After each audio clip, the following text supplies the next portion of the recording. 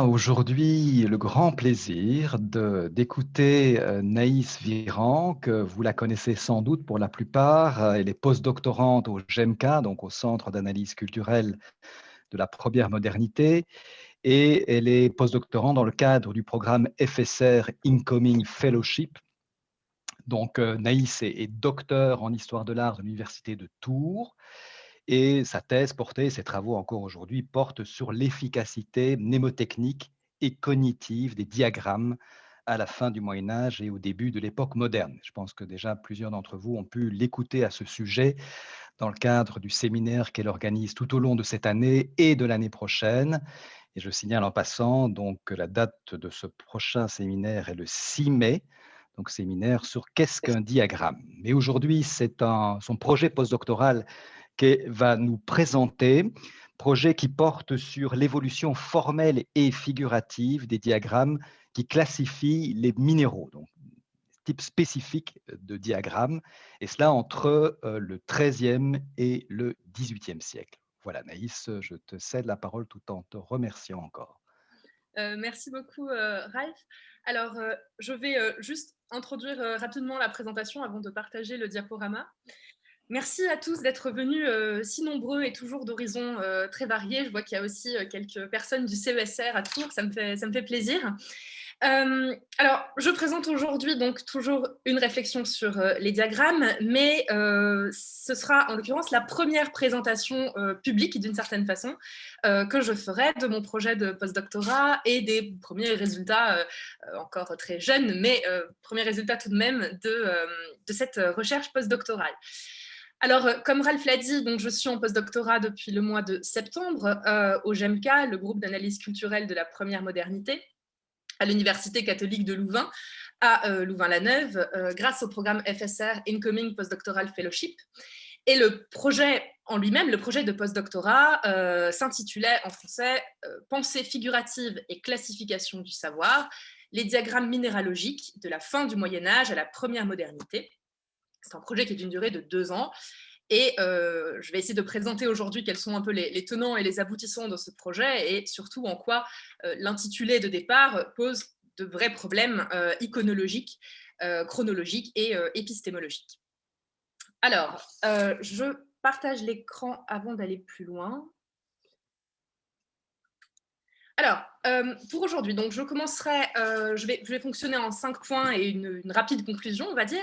Donc, je commencerai par présenter le parcours qui a été le mien et les recherches que j'ai effectuées précédemment pour voir un peu d'où je pars et vous présenter un peu mon approche historiographique, méthodologique, épistémologique. Dans un second temps, je présenterai la conception du projet de postdoctorat, comment j'en suis venue à élaborer ce projet, quels sont les objectifs et quelles ont été, on va dire, les recherches préliminaires que j'ai menées pour essayer de le mettre en forme, de le constituer. Dans un troisième temps, je présenterai la méthode que j'ai choisi d'adopter et l'interdisciplinarité qui est nécessaire pour mener à bien ce projet. Et je présenterai notamment brièvement la réflexion que je mène depuis plusieurs années, mais en particulier cette année au GEMCA, sur la naissance potentielle d'une science diagrammatologique. Quatrièmement, je présenterai vraiment le centre névralgique de ce projet de postdoctorat, hein, vraiment le cœur du projet, qui est une étude de cas, celle de la figure des pierres précieuses qui se trouve dans une quinzaine d'exemplaires du Breviary d'Amor. Dans un cinquième temps, je présenterai donc la deuxième partie du projet, qui est une partie un peu plus modeste que l'étude de cas, qui est le développement des planches minéralogiques, quelles sont les singularités de l'époque moderne et quelle est leur évolution dans le temps depuis le bas Moyen-Âge jusqu'à la veille d'une science que l'on appelle la cristallographie, qui change fondamentalement l'approche des minéraux, puisque à la fin du XVIIIe siècle, surtout au début du XIXe, on commence à observer les minéraux et surtout leur composition à échelle atomique, et c'est un bouleversement fondamental dans la science minéralogique, et les formes et les figures qui permettent de modéliser les raisonnements et les connaissances en minéralogie changent en profondeur. Enfin, conclusion, j'aborderai l'idée qui est la mienne et qui traverse tout ce projet, à savoir celle de considérer les diagrammes comme une catégorie iconosémiotique et qu'est-ce que cette réflexion nous apporte sur les objets diagrammatiques du Moyen-Âge et de l'époque moderne. Alors, donc, dans un premier temps, je présente mon parcours pour essayer de comprendre un peu comment j'en suis arrivée à ce projet qui ne va pas de soi et qui n'est pas sans poser un certain nombre de difficultés. Alors, comme la majorité d'entre vous le sait déjà, je suis française, j'ai été formée en France. Et après des études pluridisciplinaires en sciences humaines, avec une spécialité en histoire de l'art et en histoire, j'ai été formée à la recherche dans 3 centres, 3 institutions différentes. La première de ces institutions, c'est le Centre d'études supérieures de la Renaissance à Tours, où j'ai suivi une formation pluridisciplinaire en sciences humaines sur les origines médiévales et renaissantes de l'Europe moderne, avec une spécialité en histoire de l'art et en particulier sur les liens entre, d'une part, les écrits et les pratiques mnémotechniques, les arts de la mémoire, et d'autre part, le développement des images, de la spiritualité, des sciences, de la littérature, des ordres mendiants en Italie centrale. La deuxième institution dans laquelle je me suis formée, c'est l'Université Paris 8, où j'ai suivi une formation en philosophie et critique contemporaine de la culture, et où j'ai pu approfondir ma réflexion sur tout ce qui relève des arts de la mémoire d'un point de vue philosophique, historiographique, esthétique et épistémologique.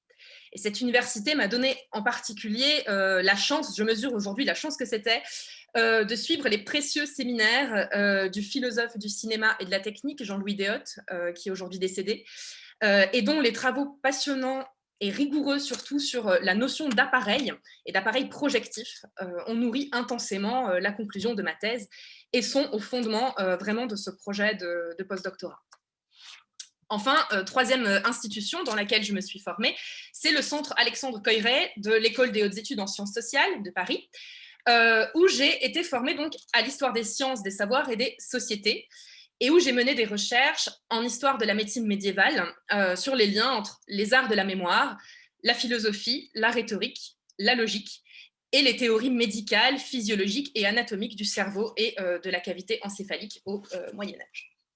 Donc, c'est à partir de cette formation qui se concentrait sur l'objet art de la mémoire et pratique mnémotechnique, par le biais de plusieurs approches, histoire de l'art, iconologie, anthropologie religieuse et épistémique des images, philosophie du visuel et de la culture, histoire des sciences, des savoirs et des techniques, que j'ai réalisé donc une thèse de doctorat intitulée Structures arborescentes et art de la mémoire, art, sciences et dévotion dans les ordres mendiants en France et en Italie du XIIIe au XVIe siècle, sous la direction du professeur Maurice Brock au Centre d'études supérieures de la Renaissance à Tours. Alors, j'ai développé cette thèse en grande partie en Italie, en particulier à Florence et à Rome, grâce à des bourses de l'École française de Rome, ainsi qu'à Paris pendant plusieurs années, notamment à travers le soutien financier de l'Institut national d'histoire de l'art. Alors, cette thèse était officiellement une thèse d'histoire de l'art, mais en réalité, elle relevait surtout de l'iconologie, des études visuelles, de l'histoire des savoirs, de l'histoire de l'imagination et de la cognition, ainsi que de l'anthropologie spirituelle et épistémique des images. Elle portait sur un objet précis, des structures arborescentes, j'ai mis quelques exemples ici, qui structurent à la fois des textes. On a des textes qui sont structurés en fonction, par exemple, d'un tronc, puis le premier chapitre est la première branche, deuxième chapitre, deuxième branche, etc. Donc, à la fois structuration de texte et à la fois structuration d'images. Donc, on a 3 exemples ici et j'en ai mis d'autres là. Alors, ces figures arborescentes se déclinent en 2 formes principales, qui sont donc la forme diagrammatique, telle que vous l'avez ici, et la forme que, j'y reviendrai tout à l'heure, on qualifie plutôt de stématique, que l'on a ici, où on voit que le réseau arborescent se développe surtout à partir de délinéations entre des mots, et non à partir de délinéations plus épaisses, on va dire, qui relient des cadres localisants, souvent circulaires, dans lesquels se trouve du texte. Alors, cette thèse reposait donc sur 3 objectifs. Le premier objectif était de prouver que les structures arborescentes était effectivement en lien avec l'art de la mémoire, ce qui ne va pas de soi.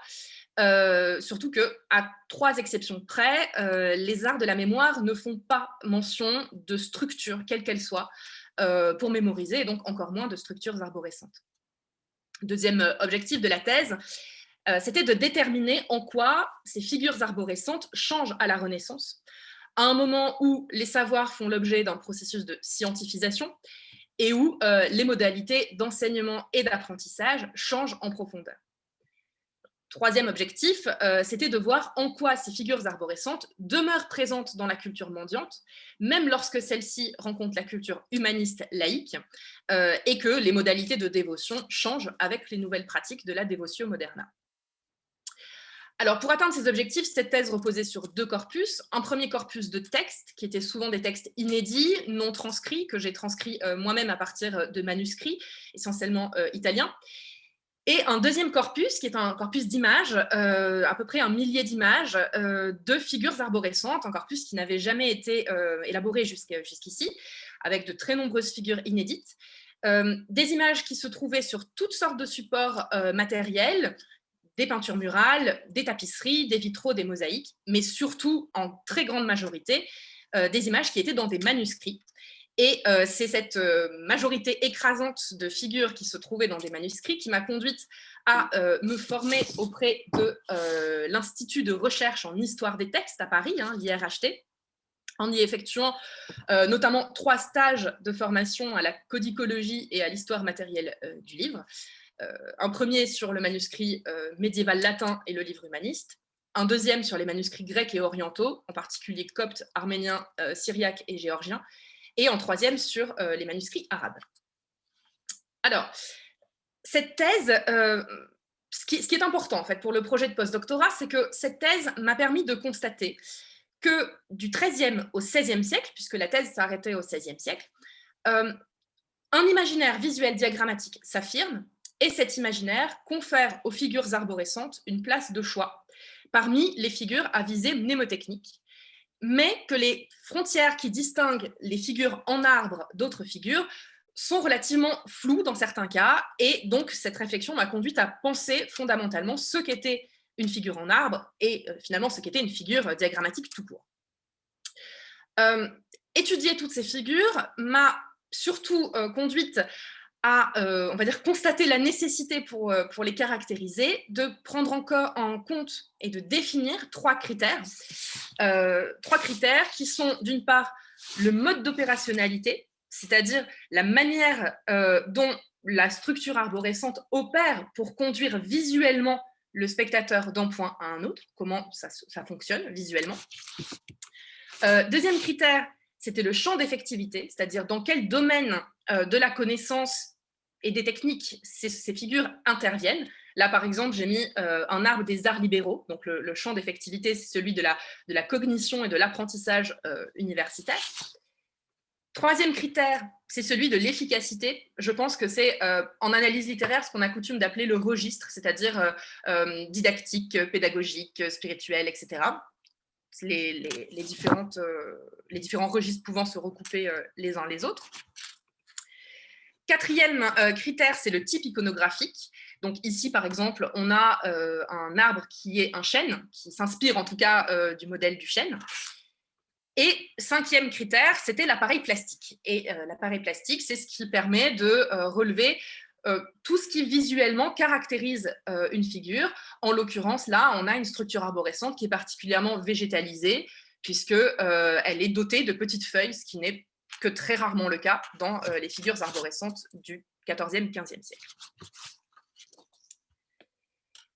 Alors cette thèse, et je terminerai là-dessus pour la présentation, cette thèse m'a surtout, du point de vue épistémologique, conduite à remettre en question le statut des diagrammes en tant que schèmes mentaux, ce qu'on lit souvent. Et j'ai préféré décrire toutes ces figures par le biais de la notion d'appareil projectif que Jean-Louis Déotte définit donc, dans la revue Appareil qu'il a lui-même élaborée. Alors, qu'est-ce qu'un appareil projectif pour Jean-Louis Déotte? C'est un dispositif technique qui accueille des données et qui joue pour fonctionner, pour son efficacité, qui joue sur son apparat et sa posture dans le champ des savoirs. Donc, cette définition me paraissait vraiment aller de pair avec la façon dont les diagrammes et plus largement les figures iconotextuelles se définissent au Moyen-Âge. Et donc, ma thèse, la conclusion de la thèse, en fait, était de montrer que les structures arborescentes fonctionnent comme des appareils projectifs qui, je cite Jean-Louis Déotte, rapprochent selon un principe d'appariement ce qui était hétérogène dans la multiplicité. C'est-à-dire que les figures permettent de modéliser en une seule image ce qui était hétérogène et donc d'en donner de permettre de visualiser des données hétérogènes à l'intérieur d'un même système diagrammatique. Alors, je passe donc au deuxième point. Comment j'en suis venue, après cette thèse, ou plutôt pendant cette thèse, à concevoir le projet de postdoctorat? Quels ont été les objectifs et quelles recherches préliminaires m'ont permis de l'élaborer dans sa forme actuelle? Alors, mon intérêt pour la mémoire et pour la façon dont on pense pouvoir optimiser par des artefacts visuels et textuels au Moyen-Âge et au début de l'époque moderne toutes sortes de données, ainsi que mon intérêt pour les modalités d'ordonnancement, pour la quête séculaire du critère idéal pour organiser une matière, m'ont conduite à vouloir prolonger cette réflexion sur les figures diagrammatiques en s'interrogeant sur, on va dire, deux aspects principaux de la question. Premier aspect était donc de savoir qu'est-ce qu'une figure, qu'est-ce qu'un diagramme, qu'est-ce qu'un graphique.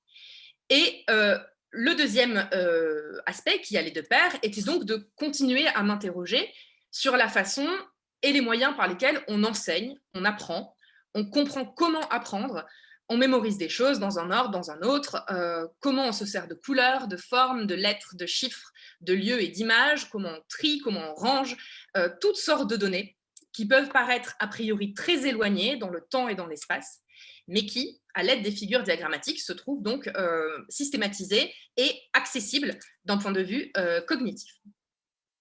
Donc, le but de ces questions était surtout de se centrer sur des objets issus des sciences de l'homme, de la nature et de la société, depuis leurs aspects les plus pratiques, comment on range des livres dans une bibliothèque, comment on organise ses connaissances, jusqu'à leurs aspects les plus épistémologiques, c'est-à-dire en quoi ce classement résulte de la nature de la forme, de la fonction de ce que je classe, mais aussi en quoi le classement confère un sens à ce qui est classé.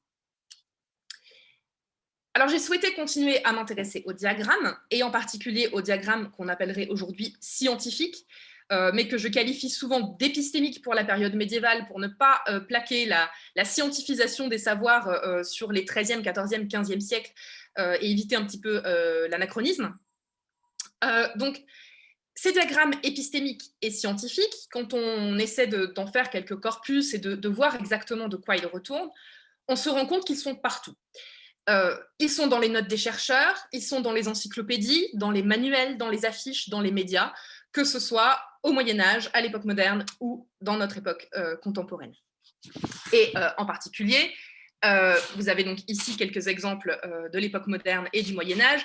Vous voyez que ce sont des figures qui sont utilisées en Europe occidentale, mais également dans d'autres régions du monde. J'ai mis ici un exemple de diagramme arabe.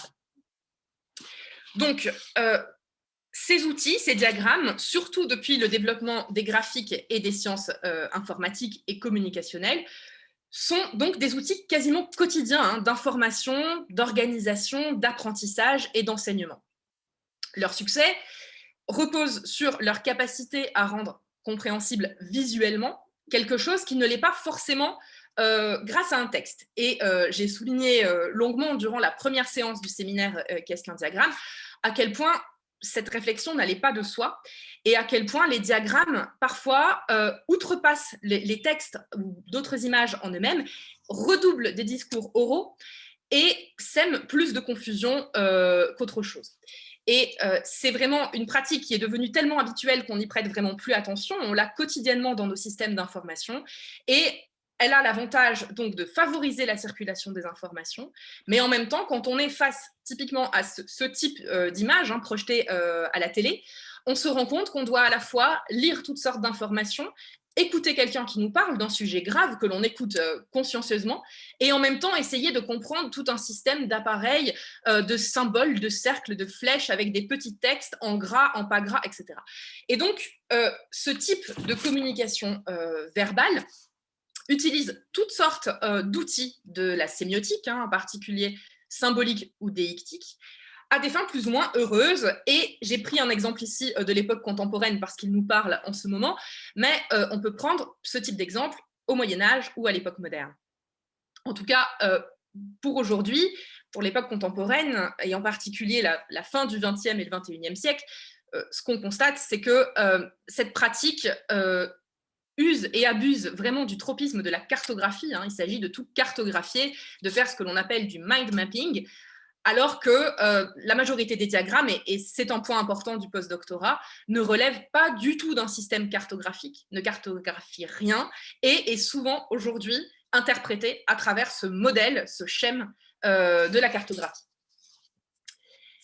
Alors tous ces diagrammes, comme vous l'avez compris, ces diagrammes ont une histoire, et entre le XIIIe et le XVIIIe siècle, ils jouent un rôle important, si ce n'est essentiel, dans la transformation des savoirs en sciences, dans la diffusion de nouvelles pensées et de nouvelles méthodes, et surtout dans la vulgarisation des sciences.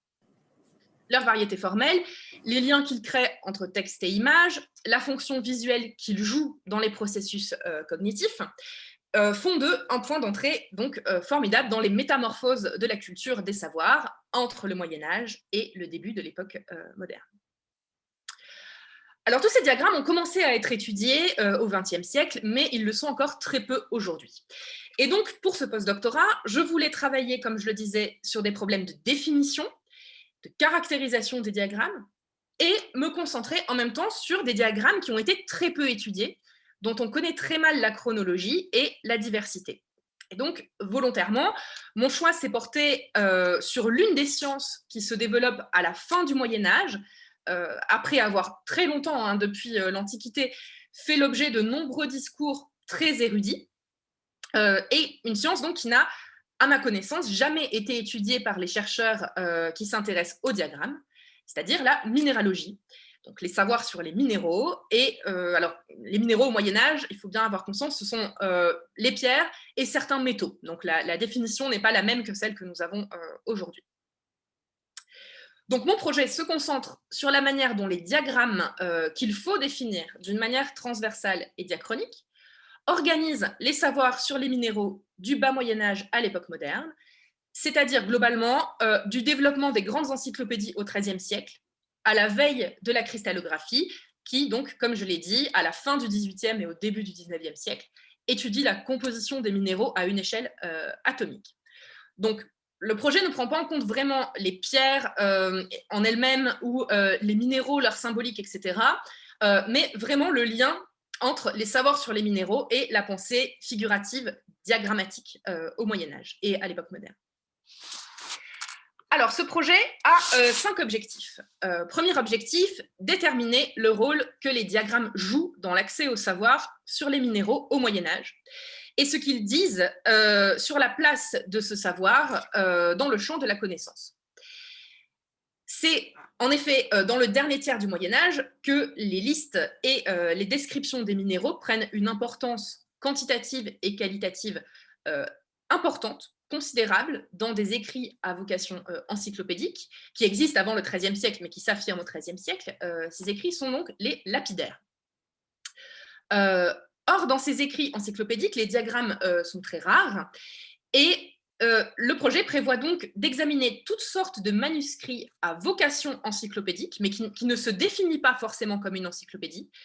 Donc, toutes sortes de manuscrits qui a une section sur les minéraux, les métaux, les pierres précieuses, et d'examiner quelles configurations visuelles et iconotextuelles permettent d'assimiler visuellement un savoir sur les minéraux. Deuxième objectif, comprendre les raisons pour lesquelles un type de diagramme est choisi plutôt qu'un autre pour donner à voir les minéraux, et ce, en fonction de plusieurs critères qui sont le contenu du manuscrit et du diagramme, le lectorat, le contexte de production et la circulation du manuscrit et de la forme utilisée, la forme diagrammatique utilisée. Alors, à la fin du Moyen-Âge et surtout à la Renaissance, les savoirs sur les pierres se spécialisent et donnent lieu à des configurations iconotextuelles plus variées.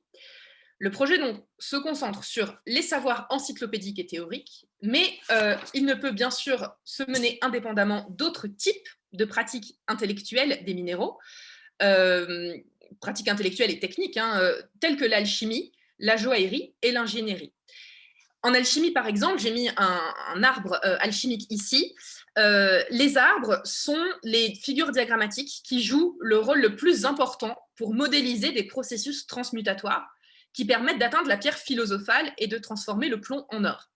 Alors que les arbres sont pratiquement inexistants dans les encyclopédies qui utilisent plutôt d'autres types de configurations. On voit ici un exemple à droite du bréviaire d'amour. Donc, le projet cherche à mettre en lumière cette division entre les types de textes et en particulier une division entre 3 types de traités. Ceux qui, au sens large, ont une fonction épistémique, ceux qui ont une fonction alchimique, magique, ésotérique, et ceux qui ont une fonction technique, ce qui est très important puisque 15e, 16e siècle, c'est vraiment le moment où les technologies minières se développent afin de fournir toutes sortes de ressources naturelles, en plus de pierres précieuses et de matériaux de construction. Troisième objectif, comprendre comment les diagrammes qui organisent des minéraux mettent en forme le savoir sur la nature et la place des minéraux par rapport aux humains, aux animaux et aux plantes.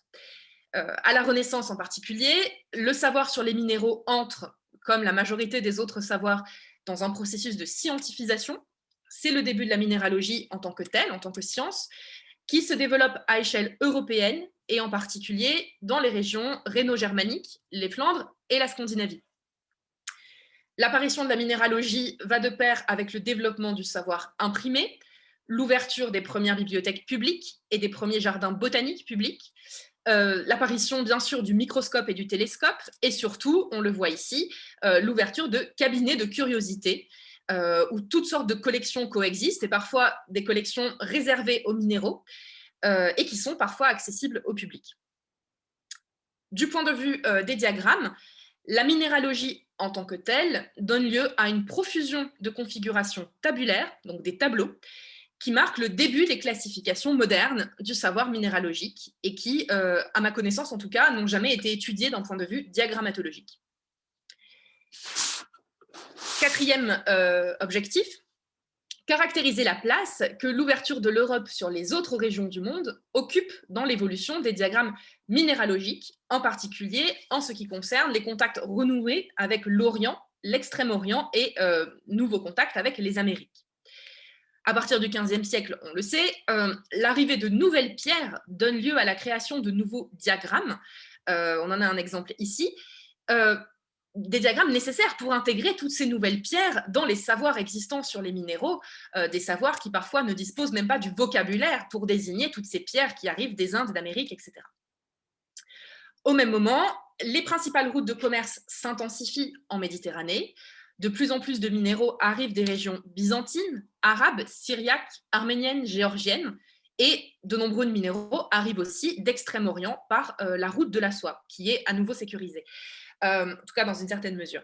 Donc, on a vraiment une science, la minéralogie, qui est naissante, et en même temps qui reçoit un nouveau matériau qu'elle ne peut pas prendre en compte à proprement parler, puisqu'elle n'a pas le vocabulaire ni les outils diagrammatiques pour les intégrer. Donc là, on a vraiment un point d'accroche important.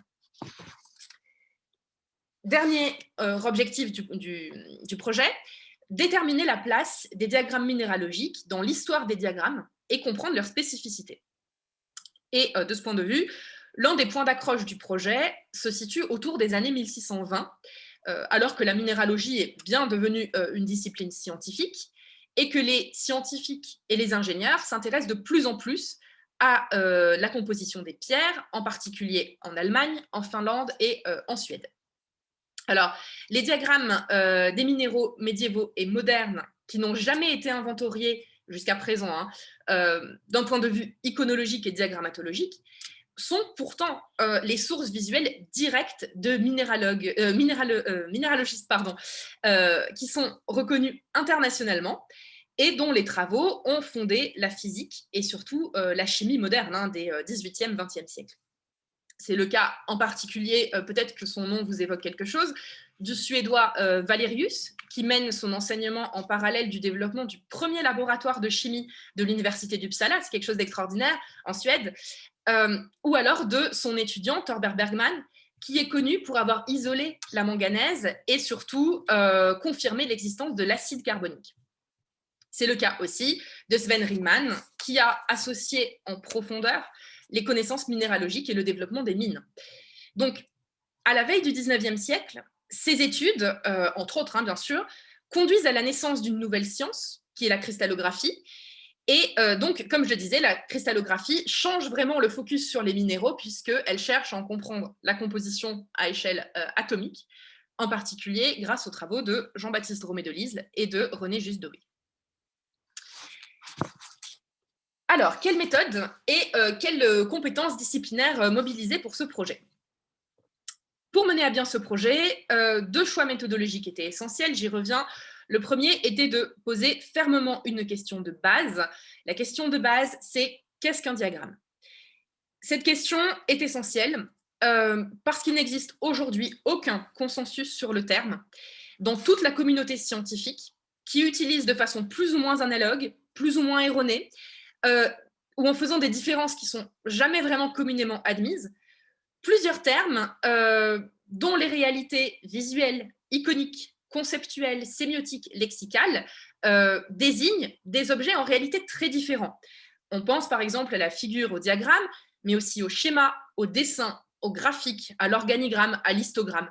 Toutes sortes d'objets dont on ne sait jamais vraiment ce qu'ils désignent, et pourtant ce sont des termes que l'on emploie assez régulièrement. On parle souvent de graphique, on ne sait pas vraiment ce que c'est. Alors, les diagrammes intéressent de plus en plus la communauté scientifique et certains chercheurs commencent même à utiliser les termes de diagrammatologie ou de diagrammatographie pour parler des corpus concernés. Et je crois qu'il est donc devenu essentiel de s'interroger aujourd'hui sur la possibilité d'une science proprement diagrammatologique, une science qui aurait pour but d'étudier donc les diagrammes de l'Antiquité à nos jours, leur fonctionnement, leur rôle dans l'imaginaire collectif et dans la société aussi. Or, là-dessus, on a quand même un grand consensus, c'est que l'un des fondements de toute science, c'est la terminologie et la délimitation d'un objet d'étude, ce qui est impossible à faire de manière isolée. Il y a vraiment la nécessité, de ce point de vue, d'une réflexion collective, extra-européenne, qui permet donc d'avoir des approches variées et qui peut-être permettrait ou pas, à voir selon les réflexions, de mettre en place une science diagrammatologique. Et en tout cas, c'est dans cette perspective-là que j'organise cette année et l'année prochaine le séminaire « Qu'est-ce qu'un diagramme ?» pour une théorie iconologique, esthétique et sémiotique des figures diagrammatiques. Alors, le deuxième choix méthodologique qui s'est imposé, comme le premier, était d'adopter une méthodologie totalement interdisciplinaire, qui reposait sur l'examen le plus vaste possible d'objets manuscrits et imprimés, susceptibles de contenir des diagrammes en lien avec les minéraux. Sauf que le problème était que ces manuscrits et ces imprimés ne sont pas toujours numérisés, il n'est pas toujours possible de les visionner. Ça nécessite donc un examen autoptique assez précis et assez long des manuscrits et des imprimés.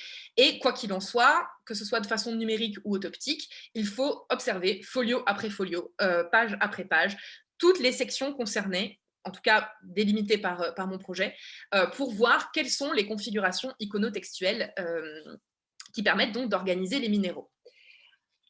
Alors, pour mener à bien ce projet, il est donc absolument nécessaire d'avoir une perspective qui est vraiment interdisciplinaire.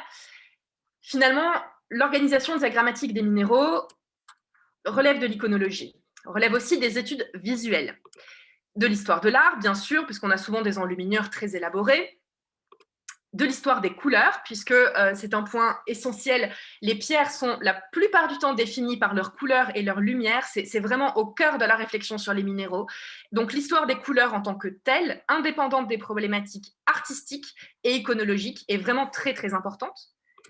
La sémiologie, bien sûr, mais aussi les manuscript studies au sens large, la codicologie, histoire matérielle du livre, la paléographie, bien sûr, pour lire ces textes, histoire des cultures et des pratiques de l'écrit et de la lecture, la philologie, l'histoire des savoirs, des sciences et des techniques, l'histoire naturelle, la philosophie des sciences et de la nature, l'histoire des pratiques géologiques et minéralogiques, et enfin l'épistémologie. Donc on voit qu'on a vraiment un champ très vaste de compétences à mobiliser, que je vais essayer de mobiliser tant que faire se peut dans le cadre de ce projet, mais on se rend bien compte qu'il y a là vraiment encore une fois la nécessité d'une réflexion collective, d'autant que s'ajoute à tout ce panel interdisciplinaire l'éco-critique, qui est une discipline relativement nouvelle et qui consiste à avoir une réflexion donc, critique sur tout ce qui relève de l'environnement, et bien sûr les pierres en font partie. Alors d'un point de vue très concret, ce travail est impossible à réaliser dans sa totalité en raison de la pandémie, qui a eu malheureusement 2 effets directs sur mon travail. Le premier porte sur les séjours d'études, puisque je devais effectuer un séjour d'études de 3 mois en Suède à l'université d'Uppsala, puisque l'université d'Uppsala a un gros département d'histoire des sciences et des idées, vous le savez peut-être, et bon, c'est un département qui a de très nombreuses ressources qui auraient pu m'être très utiles, mais bon, bien entendu, en tout cas pour l'instant, il m'est impossible de me rendre en Suède. Et je devais également me rendre à Prague, puisque je suis rattachée au Centre français de recherche en sciences sociales de Prague, du CNRS à Prague, ce qui est aussi radicalement impossible, puisque la situation actuelle est vraiment très dure pour nos collègues universitaires à Prague, pour qui tout est absolument fermé depuis des mois. Donc, le deuxième problème, c'est que je devais aussi effectuer des visites ponctuelles dans telle ou telle ville pour consulter simplement des manuscrits pendant quelques jours, en particulier à Madrid, à Barcelone, à Londres et à Vienne. On en a déjà parlé la semaine dernière, les séjours en Espagne sont très compliqués. Londres et Vienne en Autriche, c'est compliqué également, d'autant que en dehors de la France et de l'Allemagne actuellement, et encore l'Allemagne, ça dépend, les bibliothèques, les musées, les fonds patrimoniaux sont tous fermés.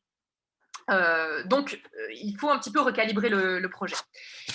Alors, c'est cette situation et l'approfondissement de mes recherches, surtout sur la période médiévale, et de mes compétences, hein, qui sont surtout centrées sur la période médiévale, la fin du Moyen-Âge et la Renaissance. Toute cette situation m'a conduite à réorganiser un peu le plan de mes recherches en 2 volets de taille inégale. Premier volet, comme je l'ai présenté tout à l'heure, ce sera vraiment de comprendre cette figure des minéraux que je vais vous montrer à nouveau du bréviaire d'amour. Et deuxième volet, un peu plus modeste, ce sera de comprendre donc l'évolution des planches minéralogiques de la fin du XVe siècle à la fin du XVIIIe siècle. Alors, je vais vous présenter successivement ces 2 volets. Premier volet, donc, c'est celui d'une étude de cas, le Breviary d'Amor.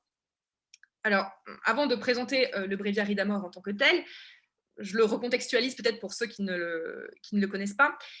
Et surtout, j'explique en quoi il est véritablement important. En fait, peu, et même très peu, de diagrammes en tant que tels organisent les minéraux au Moyen-Âge. C'est un constat que j'ai fait, c'est un constat qu'ont fait tous mes collègues, et parfois, je veux dire, même de grands professeurs, spécialistes des encyclopédies médiévales, etc. On a eu plusieurs discussions, et c'est un constat que l'on fait de façon transversale. Très peu de diagrammes au Moyen-Âge organisent des minéraux, ce qui rend encore plus singulière la figure du Breviary d'Amor. Donc, cette absence ou ce nombre assez restreint de diagrammes est surprenant. Il est surprenant parce que, surtout à partir du XIIe siècle, mais déjà à partir du XIIe, donc XIIIe siècle, la pensée médiévale est une pensée du classement et du reclassement. On classe tout. On classe les arts libéraux, les vertus, les vices, les régions du monde, les étapes pour accéder à la connaissance, toutes sortes de domaines qui relèvent d'une pratique, d'une théorie, d'un travail intellectuel, fait l'objet d'un classement. Le Moyen-Âge classe aussi les objets de l'histoire naturelle, même s'il les classe moins. Il classe des végétaux, des types d'arbres, la plupart du temps dans des structures tabulaires, des tableaux en fait. Et il classe aussi, avec d'autres problématiques, là on est vraiment dans des problématiques très différentes, il classe aussi les animaux dans des bestiaires. Alors le but de cette classification n'est pas la même, mais ce que l'on constate, c'est que les objets de la nature, hein, donc végétaux, animaux et minéraux, n'échappent pas aux classifications en diagramme. En revanche, ce que l'on constate, c'est que les objets de la nature, lorsqu'ils font l'objet d'une organisation diagrammatique, quel qu'en soit le but, il s'agit généralement d'une organisation tabulaire. Donc, on a affaire à, vous voyez, à des tableaux. Alors que pour d'autres types de données, on a toutes sortes de diagrammes. Donc, la plupart du temps, des tableaux pour les données de la nature.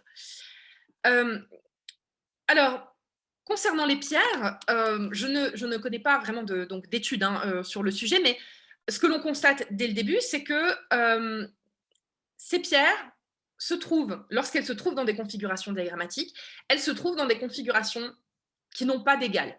C'est-à-dire que ce ne sont pas vraiment des tableaux, ce ne sont pas vraiment des arbres, ce ne sont même pas vraiment, c'est la grande question, des diagrammes en tant que tels. Donc, on a vraiment des problématiques fondamentales de la diagrammatologie, à savoir dans quelle mesure une figure peut être considérée comme un diagramme et qu'est-ce que cette organisation diagrammatique et même cette définition en tant que diagramme apporte à notre compréhension de son contenu et de la manière dont elle diffuse un savoir à l'époque où elle est produite. Alors, j'ai mis ici un exemple de ce que l'on trouve le plus communément dans ce que l'on appelle le livre des simples médecines au XVe siècle. C'est un livre donc on va dire de pharmacologie d'une certaine façon, un peu avant l'heure.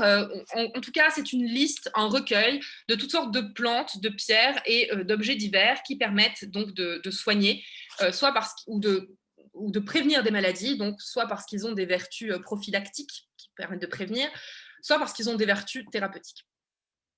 Ce type de configuration, on a de très nombreuses copies de ce manuscrit, montre bien donc des minéraux. Hein, on a ici un aimant, par exemple, qui est présenté globalement de la même façon qu'une plante dans un herbier et dont l'image se trouve en alternance avec le texte. Vous voyez qu'on a une autre image hein, sur le folio suivant. Donc, dans ce type de configuration au XVe siècle, on n'a pas d'organisation diagrammatique en tant que telle. Qu'est-ce qui change avec le Breviary d'Amor? Alors, le Breviary d'Amor, je présente l'encyclopédie. Le Breviary d'Amor, c'est un écrit assez unique dans la culture littéraire, encyclopédique et épistémique de la fin du Moyen-Âge. Il s'agit, d'un point de vue très concret, d'un poème d'environ 34 600 vers, à vocation encyclopédique, que le juriste bitérois, donc le juriste de Béziers, Matfré Ermengaud, écrit en occitan à partir du 1er mai 1288 et qu'il achève vraisemblablement pendant l'été 1291. Ce long poème témoigne d'un panel très varié de connaissances, en particulier en théologie, ce qui a longtemps conduit les historiens, avec d'autres raisons, à considérer que Matfré Ermengaud était un franciscain. Alors aujourd'hui, on ne pense plus qu'il était franciscain et de fait, quand on parcourt le Bréviaire d'Amour, on se rend compte que les connaissances qui sont développées concordent très peu et très mal avec la pensée franciscaine. En revanche, ce qui est certain, c'est que Matfré Ermengaud a évolué donc à Béziers et dans les cercles intellectuels du sud-ouest de la France, entre Béziers et Montpellier-Toulouse, et c'est une région où l'on sait que la culture franciscaine était extrêmement développée au Moyen-Âge, en particulier parce que l'une des figures de proue du franciscanisme, Pierre de Jean Aulieu, était aussi originaire de Béziers. Donc, on ne peut pas nier que Matfré Ermengaud a dans le fond une culture mendiante, ce qui est important, mais surtout ce que traduit le Bréviaire d'Amour, c'est une grande culture troubadouresque qui est aussi très diffusée hein, dans le sud-ouest de la France. Le Bréviaire d'Amour a longtemps été considéré comme un poème très superficiel. Texte très long, souvent attribué à un esprit médiocre, rime qualifiée de banale. Son seul mérite aurait été à Matfré Ermengaud d'avoir tenu aussi longtemps, quand même sur 34 600 vers, un système de couplets d'octosyllabes. Donc, on a une forme de dénigrement de cette encyclopédie qui est pourtant formidable et qui, à mon sens, est l'une des encyclopédies les plus importantes du point de vue diagrammatique du Moyen-Âge. Hein. Vraiment, je pense au même titre que le Liber Floridus ou les livres de Joachim de Flore. On a là un bijou diagrammatique qui est constamment dénigré par les philologues du 19e et du début du 20e siècle. Alors sûrement d'un point de vue philologique, je ne suis pas philologue ni occitaniste, mais j'imagine qu'il y a peut-être des raisons. Mais en tout cas, d'un point de vue diagrammatologique, j'aimerais réhabiliter le Bréviarie d'amour parce qu'on a vraiment là un objet qui nécessiterait des années d'études en tant que tel. Voilà, alors, en tout cas, il fait la fierté des Biterrois, hein, qui ont organisé, notamment par la Société archéologique de Béziers, toutes sortes d'événements plus ou moins culturels autour du Bréviarie d'amour et de la figure de Matfré Armango. Et cet engouement local se doit en grande particulier à l'édition dont je vous mets ici la première page, une édition de 1862 du Bréviarie d'amour par Gabriel Azaïs, lui-même évidemment biterrois. Et donc, pendant très longtemps, cette édition a fait date dans les études sur le Bréviarie d'amour. Alors, c'est une édition, on le sait maintenant, qui comporte de très nombreuses erreurs, mais en tout cas, comme c'est l'édition de base, c'est à partir d'elle que l'on continue à compter les vers, même si le compte est mauvais, et que les manuscrits témoins qui restent, donc c'est à partir de cette édition qu'on qualifie les manuscrits. Donc, Gabriel Azaïs a mis en place un système alphabétique, hein, manuscrit A, manuscrit B, manuscrit C, donc le stéma, en fait, hein, qui n'a jamais été vraiment formé, et celui qui fait encore autorité aujourd'hui. Donc, j'utiliserai moi aussi l'alphabétisation, entre guillemets, de ces manuscrits pour plus de cohérence. Alors, du point de vue du contenu, comme de nombreux autres écrits médiévaux, le Bréviaire d'amour entend guérir l'homme de tous les maux en lui apportant la connaissance. Donc, il s'agit d'apporter des enseignements, hein, ensegnaments en occitan, et des exemples, exempla, autour de l'histoire universelle, des sciences, des structures sociales et morales, de l'État chrétien ou des vices et des vertus. Donc, de ce point de vue, je pense que le livre du trésor de Brunetto Latini est une sorte d'équivalent, ou en tout cas, la comparaison peut se faire. Mais surtout, ce qui est très singulier avec le Bréviarie d'amour, c'est que Matfré Ermango l'écrit en s'inspirant énormément des valeurs troubadouresques et du Finamore, telles qu'on les conçoit au XIIe et surtout au début du XIIIe siècle. On est déjà un petit peu sur la fin. Le Bréviarie d'amour est très populaire et il va surtout très loin parce que d'un point de vue épistémique et métaphysique, il parvient à faire coexister deux éthiques différentes, c'est-à-dire celle de la Finamore chantée par les troubadours, nombreux dans le sud-ouest de la France, qui reflète donc un amour épuré, qui tend vers l'amour charnel, mais un amour épuré tout de même, et d'autre part, l'amour des clercs, qui voit l'amour en termes de morale et d'enfantement, de procréation. Donc l'idée principale de Matfré Armango, c'est que le monde a été créé par l'amour de Dieu, que toute la création peut être considérée comme appartenant à son œuvre et que donc rien qui ne soit fait dans la mesure et avec de bonnes intentions, comme l'amour charnel, ne peut être répréhensible. Et donc, Matfré Armango en vient même à fournir des conseils dans la section sur les pierres, sur toutes sortes de pierres à poser sur les corps des amants lorsqu'ils sont nus dans l'intimité, pour favoriser telle ou telle capacité, compétence ou désir charnel. Bref, en tout cas, Matfré Armango dessine lui-même de nombreux diagrammes qui se trouvent donc dans l'encyclopédie. Et alors, fort heureusement, en 2018, les éditions du Mont, vous voyez qu'on est encore près de Béziers, il y a vraiment un engouement local pour le Bréviaire d'amour. Les éditions du Mont ont publié une traduction française du Bréviaire d'amour par Henri Barthès, traduction qui a, à mon sens, l'immense originalité et l'immense avantage de donner à voir certains diagrammes. Donc, vous avez ici le tout début, on le voit en bas à gauche, de la section sur les pierres précieuses, nature et vertu des pierres précieuses, qui intervient après la partie 67 sur la nature de la Terre.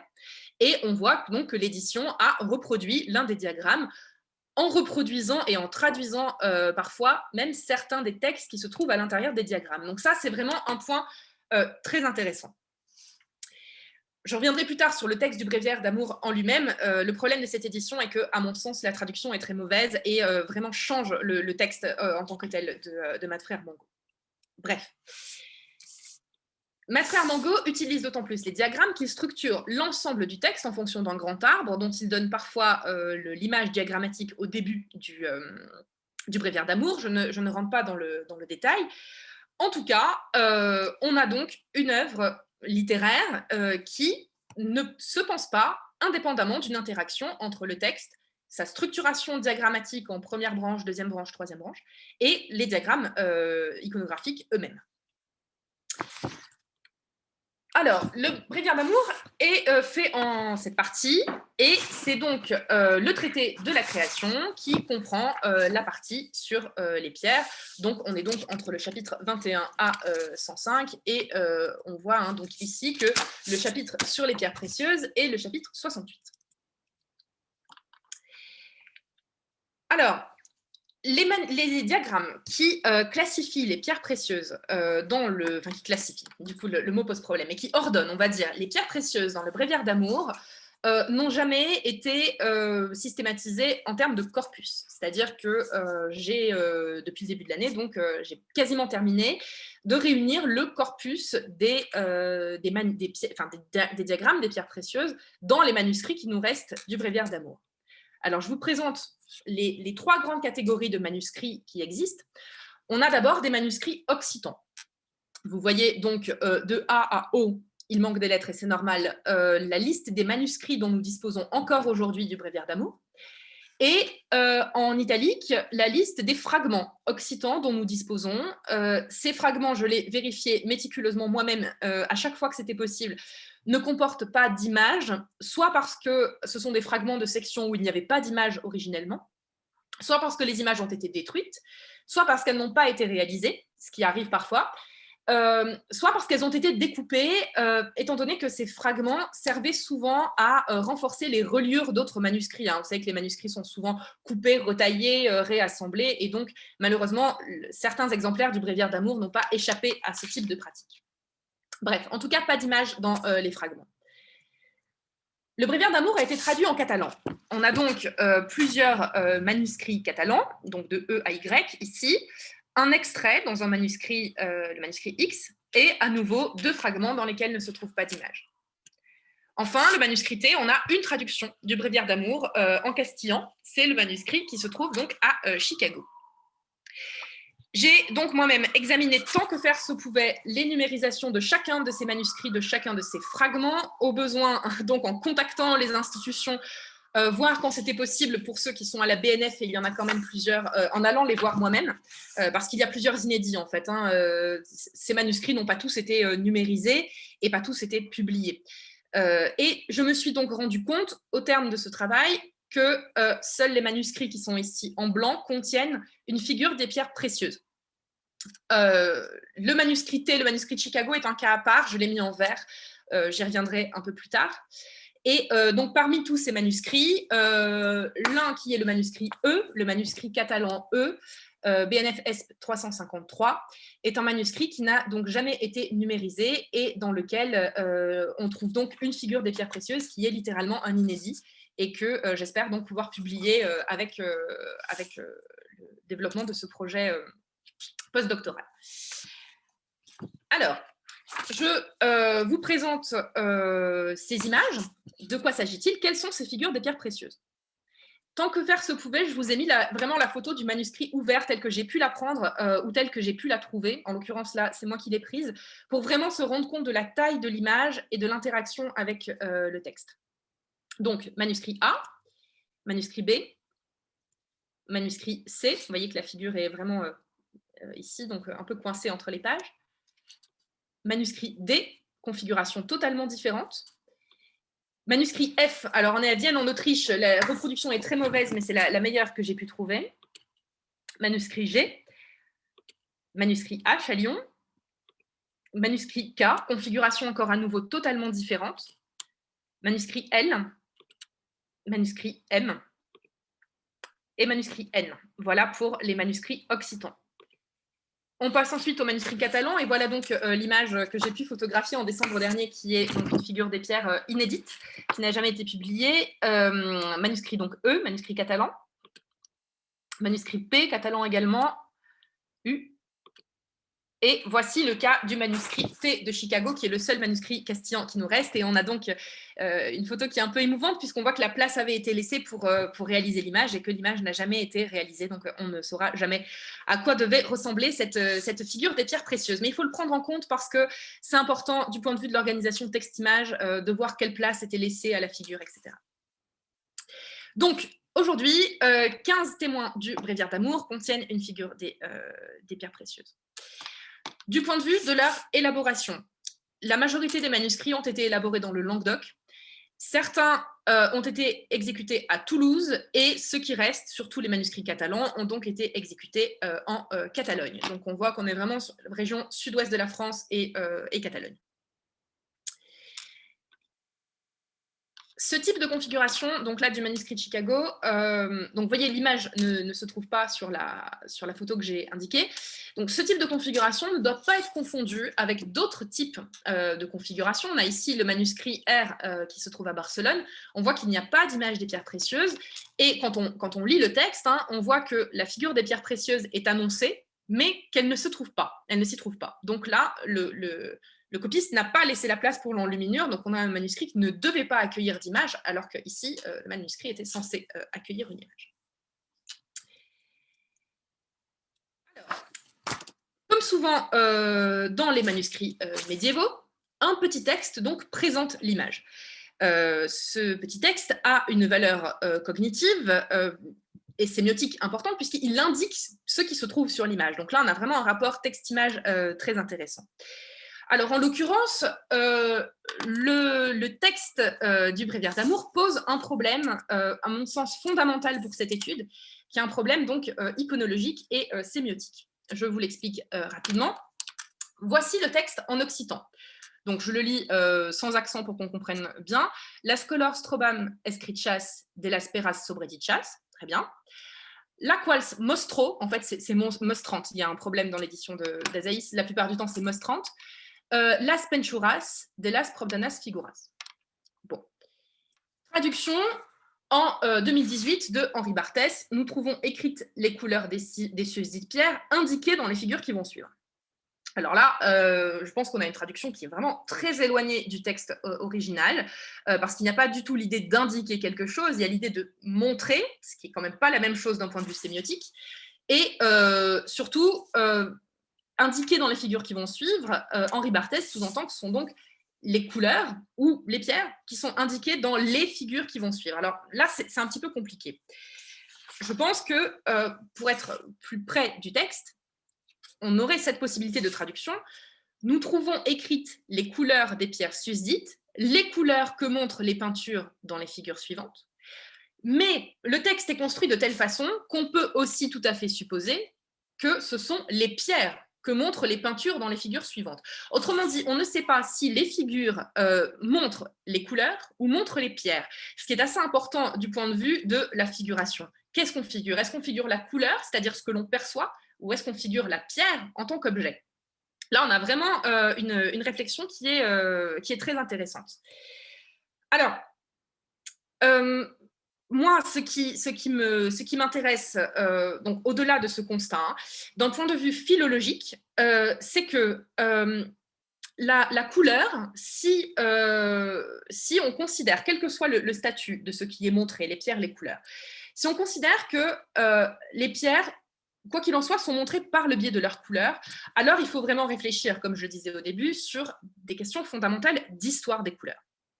Or, le terme couleur est très souvent utilisé par métonymie pour désigner un diagramme au Moyen-Âge en tant que tel. Donc là, c'est ce que Jean-Claude Schmitt nous a bien expliqué au séminaire la dernière fois et en fait, j'ai revérifié et il avait raison. Moi, je n'étais jamais tombée sur ce type de configuration, mais souvent, une figure est désignée comme couleur. Là, on a vraiment quand même une réflexion sur ce que l'on perçoit quand on regarde un diagramme. Surtout, ce qui m'intéresse dans le texte occitan, c'est que on trouve, si vous regardez le premier vers, on trouve les couleurs escrichas, donc elles sont écrites. Et on a toujours ce terme donc, qui vient toujours du latin scribere, qui pose un problème. Est-ce qu'une figure est écrite? Est-ce qu'elle est dessinée? Est-ce qu'elle est tracée? On a le même problème dans de très nombreux autres textes qui désignent des figures. quel est le statut de la réalisation? Est-ce qu'on l'écrit comme du texte? Est-ce qu'on la dessine comme une image? Deuxième grande interrogation, c'est que le verbe mostrar signifie en réalité plusieurs concepts ou plusieurs actions en sémiotique.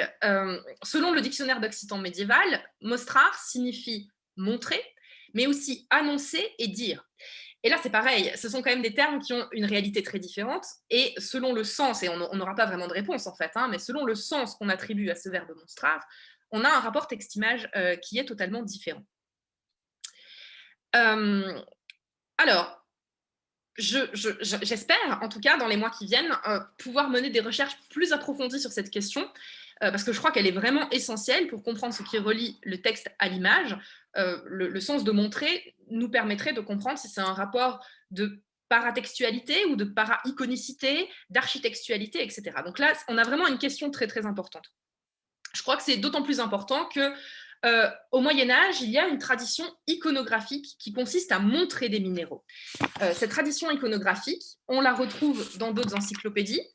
Ici, un exemple de Thomas de Cantimpré de La nature des choses, où vous voyez qu'on a d'une part l'enseignement des minéraux, d'autre part l'enseignement des 7 métaux. Alors, d'un côté, on voit les métaux, de l'autre côté, on ne voit pas les minéraux, mais en tout cas, on a une indication du doigt. Donc, d'un point de vue sémiotique, montrer signifie regarder quelque chose. C'est important. On a cette tradition donc, qui se retrouve aussi dans le livre des propriétés des choses de Barthélemy Langlais. Et certaines images permettent de visualiser les minéraux. Regardez celle de droite, on a par exemple des minéraux qui sont disposés sur un enrochement qui n'a rien en commun avec la temporalité narrative dans laquelle se trouve le professeur et ses étudiants. Donc là, on a un enrochement qui est vraiment une sorte de projection imaginaire de ce que seraient les minéraux que les étudiants sont en train d'étudier. Et dans celle du bas, par exemple, les minéraux n'apparaissent même pas. Dans celle du haut à gauche, les minéraux sont censés être posés dans une petite assiette. Mais les étudiants, de toute manière, ne peuvent pas les voir de là où ils se trouvent. Donc vraiment, montrer un minéral, c'est quelque chose qui a une histoire au Moyen-Âge, une histoire figurative. Donc c'est important. C'est d'autant plus important qu'on retrouve cette tradition iconographique dans des situations qui ne sont pas du tout encyclopédiques. On a là, d'une part, alors si, un lapidaire à gauche quand même, mais par exemple, à droite, c'est un roman, le livre de La Fontaine de toute science, où Sidrac montre les pierres précieuses à Boctus. Donc vraiment, indiquer une pierre, c'est important. Alors, du point de vue de la réflexion sur les figures du bréviaire d'amour, en ce moment, je réfléchis à ce corpus à partir de 4 axes. Premier axe, c'est une approche matérielle et codicologique, ce que je vous ai expliqué tout à l'heure. Donc, quels sont les manuscrits, quels sont les textes et les images, et quelles sont leurs différences. Alors, vous voyez que certaines figures sont horizontales et d'autres verticales, c'est important. Certaines sont des diagrammes ou peuvent être apparentées à des diagrammes et pas d'autres. Certaines ne figurent pas vraiment de distinction entre les pierres ou alors des distinctions qui sont incompréhensibles du point de vue de ce que dit le texte du bréviaire d'amour, donc des configurations qu'on ne comprend pas à premier abord. Certaines ont du texte au-dessus des pierres et pas d'autres. Certaines sont dans des cadres localisants qui les englobent dans un système clos et pas d'autres. Vous voyez, dans le manuscrit de Londres, sont simplement des petites lignes en filigrane qui permettent de juxtaposer les pierres, mais on n'a pas de cadre localisant qui les enclôt dans une même structure. Deuxième approche, c'est l'approche visuelle et épistémique. Donc, quel est le statut de ces diagrammes parmi tous les diagrammes du bréviaire d'amour? Quels sont les choix plastiques pour exposer les minéraux? Et dans quelle culture visuelle encyclopédique ces diagrammes des minéraux s'inscrivent? Troisième approche formelle et figurative.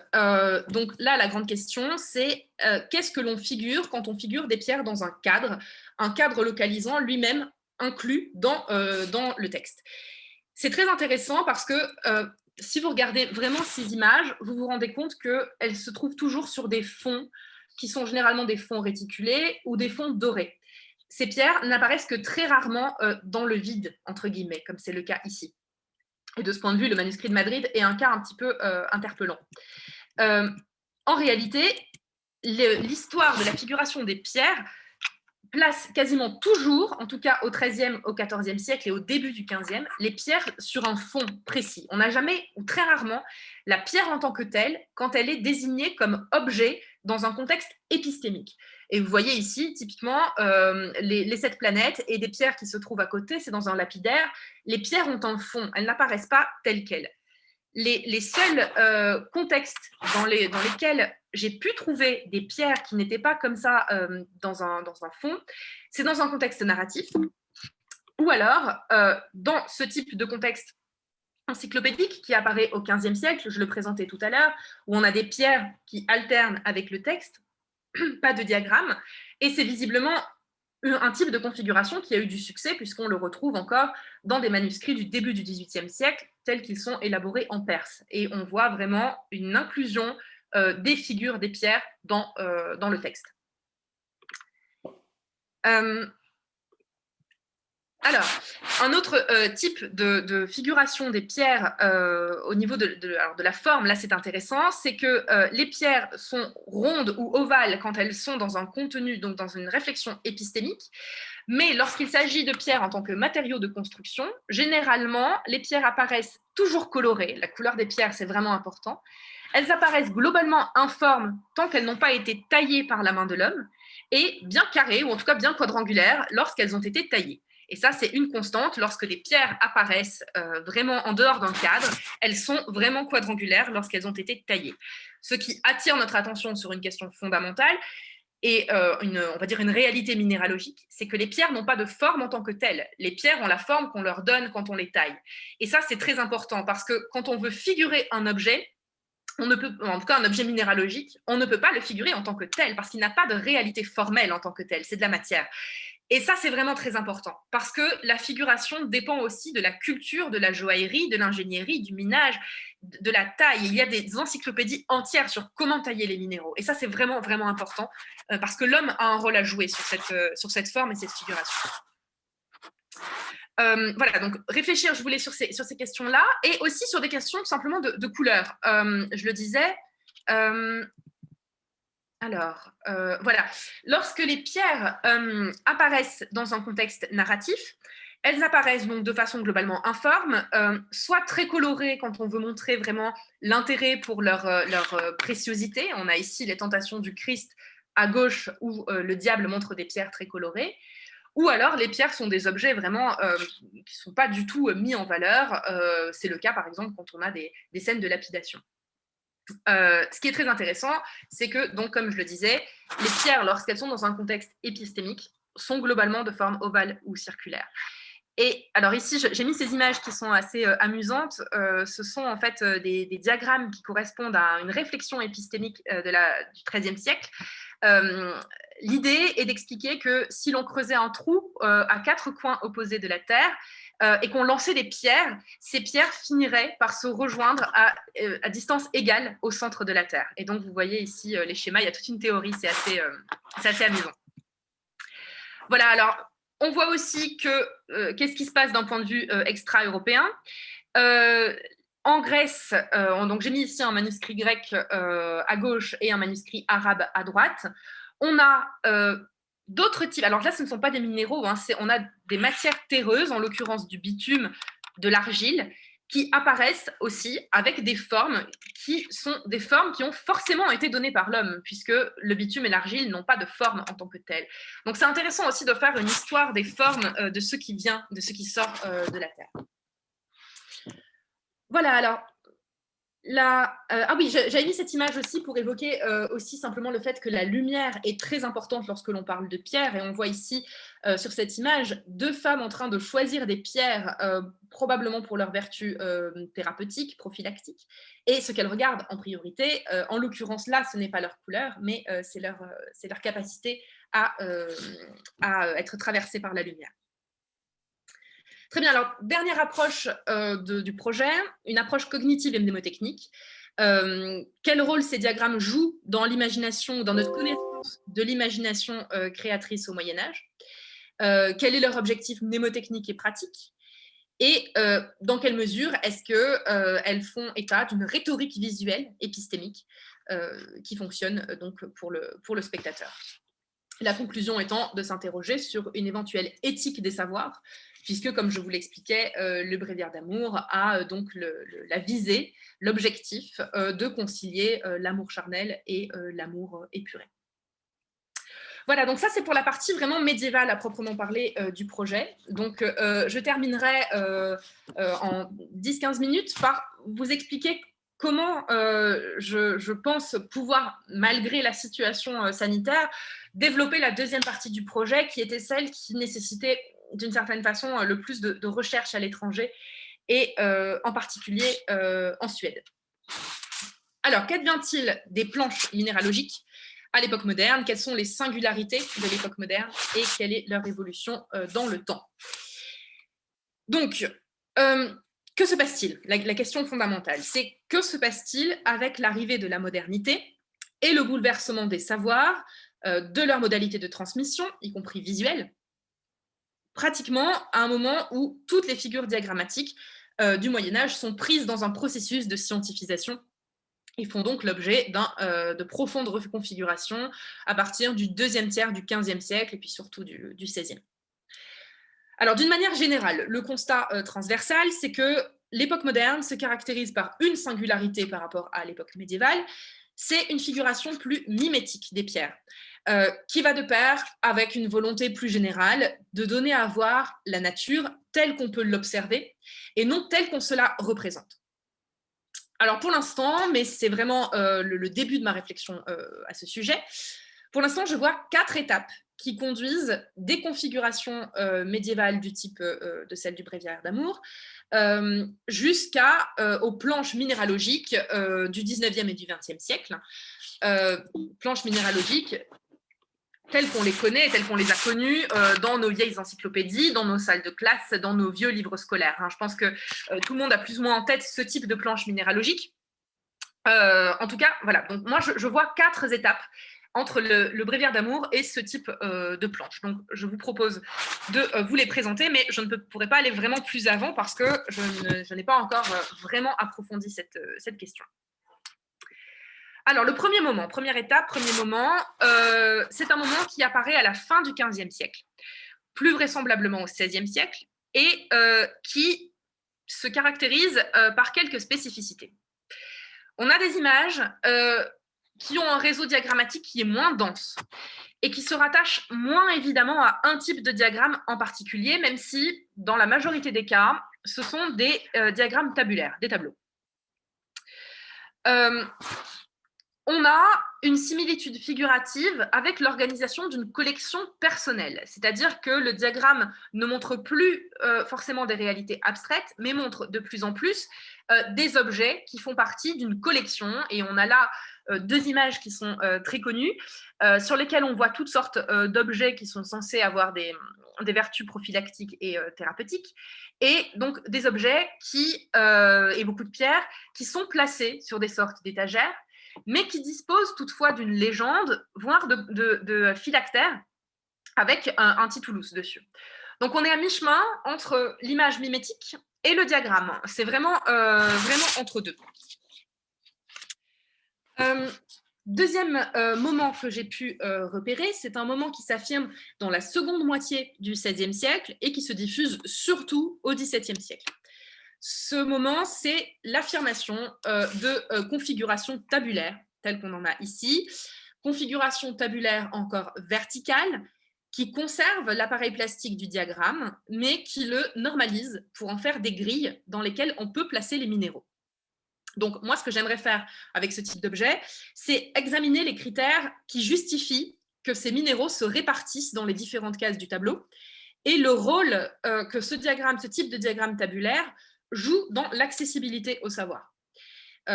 Pourquoi? Parce que ce type de configuration apparaît à un moment où le livre scientifique imprimé devient de plus en plus fréquent et où il est donc de plus en plus attendu qu'il fournisse au lecteur les moyens d'apprendre de façon autodidacte. En revanche, il n'est pas exclu non plus que ces tableaux aient en grande partie le rôle de souligner la nature scientifique du livre. à un moment où de nouvelles pierres arrivent des régions extra-européennes. Donc, qu'est-ce que ça veut dire? Ça veut dire que, comme on ne sait pas encore vraiment comment traiter ces nouvelles pierres, les classifier dans un tableau, même si la classification est mauvaise, donne déjà l'allure d'un livre scientifique. Donc, je pense que le tableau, là, c'est très important, participe d'une mise en scène de la science, d'une certaine façon. Troisième moment que j'ai repéré, je pense que c'est un moment qui apparaît dans le dernier tiers du XVIIe siècle et qui se développe surtout au XVIIIe. C'est un moment qui se caractérise par deux aspects principaux.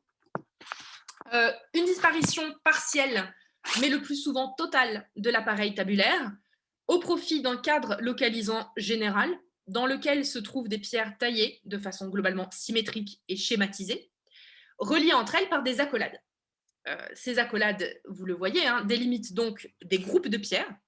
Vous voyez, accolade figure 1, figure 2, alors qu'il y a plusieurs pierres à chaque fois dans chaque accolade, hein, figure 3, etc. Et donc, ce sont des groupes de pierres pourvus de leur accolade qui deviennent ce que l'époque médiévale appelait une figure, c'est-à-dire un diagramme constitué de façon organique. Donc là, c'est assez intéressant. Qu'est-ce qu'on constate aussi avec ce type d'image? C'est qu'on a un passage de plus en plus répandu à l'horizontale. Passage de plus en plus répandu à l'horizontale qui caractérise en fait toutes les figures diagrammatiques et graphiques des sciences modernes. Alors cela étant, je ne peux pas vraiment pour l'instant en tirer de grandes conclusions parce que, je ne sais plus si j'ai mis une image, non, mais vous avez vu que dans le Bréviaire d'amour, il y avait aussi des figures des pierres qui étaient horizontales. Donc là, il faut vraiment que je réfléchisse à qu'est-ce qui se joue là au moment où on a ces accolades et un passage du tableau vertical à des accolades horizontales. Je crois aussi que ce type de figure arrive à un moment où le dessin technique et pré-industriel devient de plus en plus fréquent et commun, et que on utilise là un appareil graphique, l'accolade, etc., qui se retrouve énormément dans les schémas. Alors, la différence diagramme-schéma, c'est qu'un schéma, j'en ai mis un ici, un schéma industriel, donc fin 18e, 19e, un schéma modélise de façon très simple des processus, des machines, des outils, des démarches à effectuer. Un diagramme ne modélise pas forcément quelque chose. Hein. Quand on a un tableau, le tableau en lui-même ne modélise rien, ou en tout cas pas dans cette version, même s'il y a des origines antiques où on considère que le tableau est une page d'un livre. Mais en tout cas, le tableau n'a pas de vocation mimétique en lui-même par rapport à une réalité technique au XVIIe siècle. Alors que le schéma, lui, modélise quelque chose. Et donc, je pense que là, ce qui se joue, c'est qu'on a une interaction du diagramme et du schéma. C'est-à-dire que les pierres sont schématisées en fonction de leur taille, enfin, elles ont été taillées, je veux dire, et on a en même temps des accolades qui sont les héritières, je pense, du diagramme. Mais il faudrait creuser un petit peu cette question-là. Et enfin, dernier moment, quatrième moment que je vois, c'est celui donc de la disparition des accolades et de tout principe diagrammatique. Disparition totale donc, ou quasi totale, figuration de plus en plus précise et colorée, même si sur cet exemple ce n'est pas le cas, des minéraux, qui tend en tout cas de plus en plus à les figurer tels qu'ils sont dans la réalité. Alors, comme je le disais tout à l'heure et j'insiste, c'est évidemment une réalité biaisée, puisque les pierres sont retirées de leur milieu naturel et ont donc forcément fait l'objet d'une taille et donc d'une intervention humaine. Mais enfin, on a tout de même une réflexion sur ce que sont les minéraux d'un point de vue mimétique, et pour tout ce qui relève des cristaux, on peut espérer figurer des pierres plus ou moins dans l'état dans lequel on les a trouvées. Alors, là, c'est vraiment intéressant parce qu'on est à une période, donc moitié du XVIIIe siècle, mais aussi 18e, 19e, 20e, où les arbres classificateurs sont aussi de plus en plus nombreux pour classifier le vivant. Pensez à la théorie d'évolution et aux arbres phylogénétiques. La cladistique du vivant, c'est quelque chose qui se diffuse énormément au XIXe siècle. Et pour ma part, en tout cas, je n'ai pas trouvé d'arbres qui classifient des minéraux. Alors, est-ce que c'est parce que les minéraux ne sont pas vivants en tant que tels? C'est étrange parce qu'au Moyen-Âge, on n'a pas non plus d'arbres des minéraux alors qu'on pense que les gemmes sont sexuées. Là, il y a vraiment une question qui se pose, surtout que la majorité des planches minéralogiques regroupent les minéraux par grandes familles, et donc il aurait tout à fait été possible de faire des arbres des minéraux. Or, à ma connaissance, il n'y en a pas, ou alors il y en a vraiment très peu. En tout cas, je n'en ai pas trouvé. Voilà, alors, donc, à l'époque moderne, en somme, je pense qu'il en va des diagrammes minéralogiques comme d'autres diagrammes. En tout cas, les diagrammes en arbre dans les objets avec les objets qui les concernent, ou d'autres types d'images performatives, comme les images alchimiques.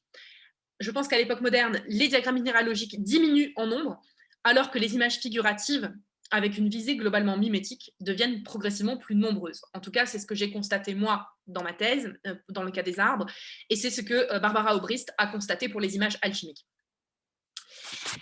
Voilà, alors, en conclusion, les diagrammes sont-ils une catégorie iconosémiotique? Alors, ce panorama que je viens de brosser permet de constater que le souci de donner à voir les pierres et surtout de les distinguer les unes des autres en fonction de leur apparence, donc que ce soit leur couleur au Moyen-Âge, puis de plus en plus leur forme à l'époque moderne, c'est un souci qui traverse la fin du Moyen-Âge et la modernité, qui, les deux, cherchent à trier, à ordonner, à distinguer les objets de la nature. Cette question, je crois, prend une tournure très spécifique avec la minéralogie, car les objets à faire entrer, entre guillemets, dans les diagrammes n'ont pas de forme prédéterminée, mais disposent d'une forme qui est majoritairement acquise après l'intervention humaine, souvent involontaire de la part du minéralogiste, qui doit se contenter de la pierre telle qu'elle lui parvient, ou dans quelques cas, tel qu'il est lui-même parvenu à la retirer de l'endroit où elle est apparue. Donc, du point de vue formel, il en résulte une sorte de dialectique entre, d'une part, les structures diagrammatiques et plus largement les dispositifs répartiteurs dont font partie les accolades, qui sont d'une grande systématicité, et d'autre part, des objets que l'on cherche à classer, à numéroter, à ordonner, et qui pourtant ont des formes qui ne sont pas facilement disposables dans ces structures et ces dispositifs. Donc, je pense que la figure du bréviarie d'Amor, que j'ai mise ici sur la page de conclusion, résout le problème en donnant à voir la couleur des pierres et non pas les pierres en elles-mêmes. Mais on a vu avec le texte que c'est à creuser parce qu'on ne sait pas exactement ce que veut dire le texte. L'époque moderne privilégie la forme sur l'appareil organisateur qui disparaît progressivement. En tout cas, ces problématiques qui sont évidemment à affiner, à creuser, etc., reflètent bien les grands questionnements de l'histoire des savoirs et des sciences, mais donnent aussi à penser des points beaucoup plus prosaïques, mais tout aussi importants, qui relèvent de la manière de ranger des objets, par exemple dans un cabinet de curiosité, et plus largement dans toute forme de collection. De ce point de vue, les boîtes et leurs divers outils annexes, les étiquettes, toutes sortes de choses, dont disposent encore aujourd'hui les minéralogistes pour ranger les pierres, reflètent bien ces problématiques. Ce sont des boîtes qui proposent des cases dans lesquelles on peut poser les pierres, des pierres qui ont intérêt à avoir une taille commensurable avec les autres dans la boîte pour y rentrer, et qui reflètent en grande partie donc, les interrogations sur les diagrammes, notamment tabulaires, ainsi que leur légende alphabétique et numérique sur les images que j'ai données à voir. Et vous voyez ici que le minéralogiste a placé des petites étiquettes avec, ou le collectionneur, avec des numéros pour reconnaître ces pierres. Donc, comme pour les scientifiques qui ont inventé des diagrammes propres à leurs objets, nombreux sont les minéralogistes qui ont été excédés par du matériel inadéquat avec la réalité de leur objet et qui ont fini par créer eux-mêmes des armoires, des tiroirs, des boîtes, ce qui, du reste, s'apparente à toutes sortes de collections et plus largement à toutes sortes d'endroits dans lesquels on range des objets, et je pense en particulier aux cuisines ou surtout aux garages. Du point de vue de l'évolution, on voit donc qu'on passe d'une pluralité de configurations médiévales à une affirmation du tableau, puis du passage du tableau à une planche de moins en moins structurée, jusqu'à parvenir à une planche sans appareil diagrammatique. Je termine sur une question fondamentale. La question fondamentale que posent ces diagrammes est d'ordre iconologique. Comment, en quoi, pourquoi donner à voir des pierres? Mais c'est une question qui est également sémiologique. Comment indiquer un objet en tant que tel? Comment indiquer un ordre dans lequel regarder les objets, etc. Et c'est ce constat qui m'encourage de plus en plus à penser les diagrammes comme une catégorie iconosémiotique de la visualité, c'est-à-dire comme un objet en soi qui nécessite une terminologie, des études de cas, des panoramas diachroniques, des confrontations avec d'autres objets iconiques ou sémiotiques, et surtout le développement d'une réflexion collective. Alors, Dans le cas des minéraux, c'est pour contribuer, on va dire, à ce dernier point que, en plus de l'organisation du séminaire, mon projet prévoit la tenue d'un colloque en 2022, colloque intitulé Les minéraux au prisme des outils verbo-figuratifs, gemmes, pierres et métaux en contexte spirituel et épistémique au Moyen-Âge et à l'époque moderne. Je termine simplement sur un point. Dans l'imaginaire collectif, même quand on ne connaît rien à la minéralogie, ce qui était mon cas jusqu'à il n'y a pas très longtemps, les diagrammes exercent, depuis le Moyen-Âge, une fascination par leur aspect qui est souvent incompréhensible et pour lequel il faudrait être initié intellectuellement, spirituellement, historiquement, socialement, etc. Pour cette raison, les diagrammes deviennent rapidement les symboles, les emblèmes en quelque sorte, des discours sur les savoirs et sur les sciences. D'autant que leur efficacité cognitive, et en particulier mnémotechnique, est redoutable. Les diagrammes qui touchent au savoir sur les minéraux, sur les métaux, sur les éléments géologiques, physiques, n'échappent pas à ce processus. Et on se souvient tous, je terminerai là-dessus, par exemple du tableau de Mendeleïev que l'on a appris dans le secondaire, qui ne classe pas des minéraux en tant que tel, mais qui est un héritier de la cristallographie et qui classifie donc des éléments. En revanche, on se rend compte que sa disposition diagrammatique relève absolument des mêmes problématiques que les diagrammes qui classifient les minéraux au Moyen-Âge et à l'époque moderne. Si vous voulez, c'est la même grande famille des diagrammes qui organisent des objets physiques inanimés. Et il est frappant de voir à quel point ce qui l'organise, ce tableau de Mendeleïev, ce qui l'organise échappe dans son détail et dans sa précision scientifique à la majorité d'entre nous. En tout cas, c'est mon cas. On ne sait pas quels ont été les choix qui ont présidé à son élaboration, pourquoi avoir organisé les éléments de cette façon, etc. En revanche, même lorsque l'on n'est pas totalement au fait de la culture scientifique de la physique-chimie du 19e siècle et des premiers moments de la cristallographie, on sait que ce tableau demeure dans notre imaginaire collectif comme l'image de la chimie de la seconde modernité, de l'époque contemporaine, de la physique préquantique, en fait. Et surtout, c'est un tableau qui demeure comme l'emblème d'une étape majeure dans l'ordonnancement scientifique, à tel point qu'en 2009, lors de son 150e anniversaire, la Russie, où Mendeleïev est né, lui a consacré un timbre, et je trouve que ce timbre est vraiment d'une efficacité visuelle très frappante. Pourquoi? Parce qu'on y voit un tableau, le tableau donc des éléments, mais on y voit aussi Mendeleïev avec l'allure par excellence du scientifique, chimiste, qui organise des éléments dans des figures complexes, telles Lull. Là, vraiment, Mendeleïev fait penser à Lull directement.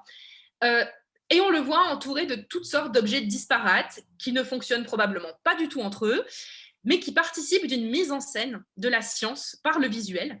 Et on voit que dans cette mise en scène de la science visuelle, la figure diagrammatique du tableau est centrale et joue un rôle primordial.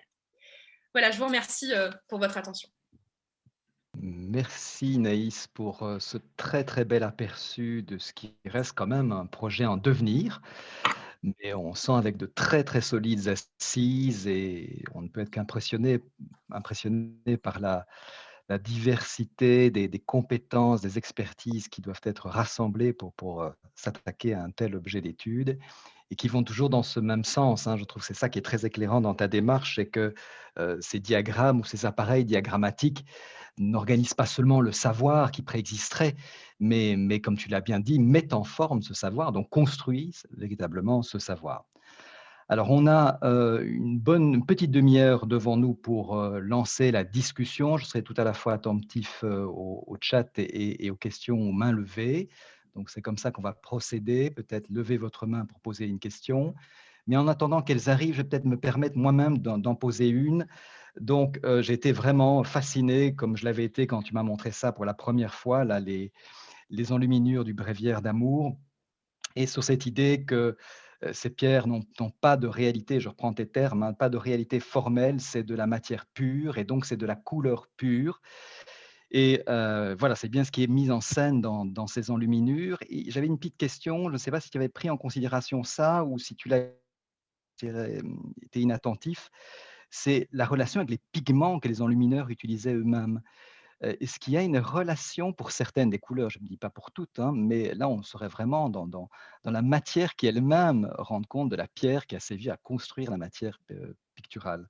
Donc ça, c'est une première question et puis peut-être, une conséquence de cette question, c'est, ce passage du Moyen Âge au temps moderne et d'un monde en couleur, qui est celui du manuscrit, au monde en noir et blanc, qui est celui de l'imprimé, même si évidemment on peut colorer certains livres imprimés, mais c'est quand même l'exception. Donc s'il n'y a pas quelque chose qui se joue de ce côté-là aussi, si on doit sortir de la couleur, eh bien il faut, passer à la forme. Donc voilà, mais je m'arrête là et je t'écoute. Oui, mais je suis tout à fait d'accord. Je crois que c'est des questions essentielles d'histoire des couleurs, justement, comme je le disais. Pour ce qui est des pigments, pour l'instant, simplement en lisant ce que l'on sait sur l'élaboration de ces diagrammes, je n'ai pas pu savoir si les pigments utilisés provenaient vraiment des pierres qui étaient décrites. Euh, donc ça, c'est quelque chose à creuser, mais là, il faudrait vraiment faire une analyse vraiment d'archéologie du livre à proprement parler. Je ne sais pas si c'est possible, mais en tout cas, ce serait vraiment intéressant. Surtout que, bon, ça se voit évidemment pas bien quand les images sont sur écran, mais ça m'a frappé quand je suis allée en décembre consulter les manuscrits à la BNF, c'est que ces pigments brillent. C'est-à-dire que quand on les passe vraiment, quand on tourne les pages, ces pigments sont brillants et ce n'est pas le cas des autres diagrammes ou pas de tous les autres diagrammes du Bréviaire d'amour. Donc je crois que là, il y a vraiment quelque chose qui se joue et qu'il faudrait creuser. Et pour le noir et blanc de l'époque moderne et la couleur du Moyen Âge, oui, bien sûr. Après, beaucoup de planches minéralogiques recommencent à être colorées au XVIIIe siècle, mais il y a un creux hein, entre la fin du XVe et le XVIIIe qui se remarque dans toutes les sciences finalement, c'est pas propre à la minéralogie. Et là, oui, je pense qu'on peut-être qu'on compense d'une certaine façon par la forme ce qu'on n'a plus par la couleur. C'est une problématique à développer, oui, bien sûr. Voilà, donc maintenant, la parole est à l'auditoire virtuel. Donc, s'il vous plaît, posez vos questions, faites part de vos remarques, suggestions en levant votre main.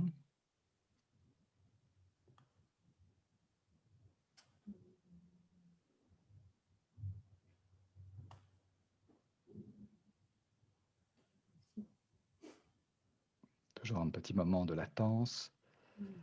Ça peut être aussi par écrit, évidemment.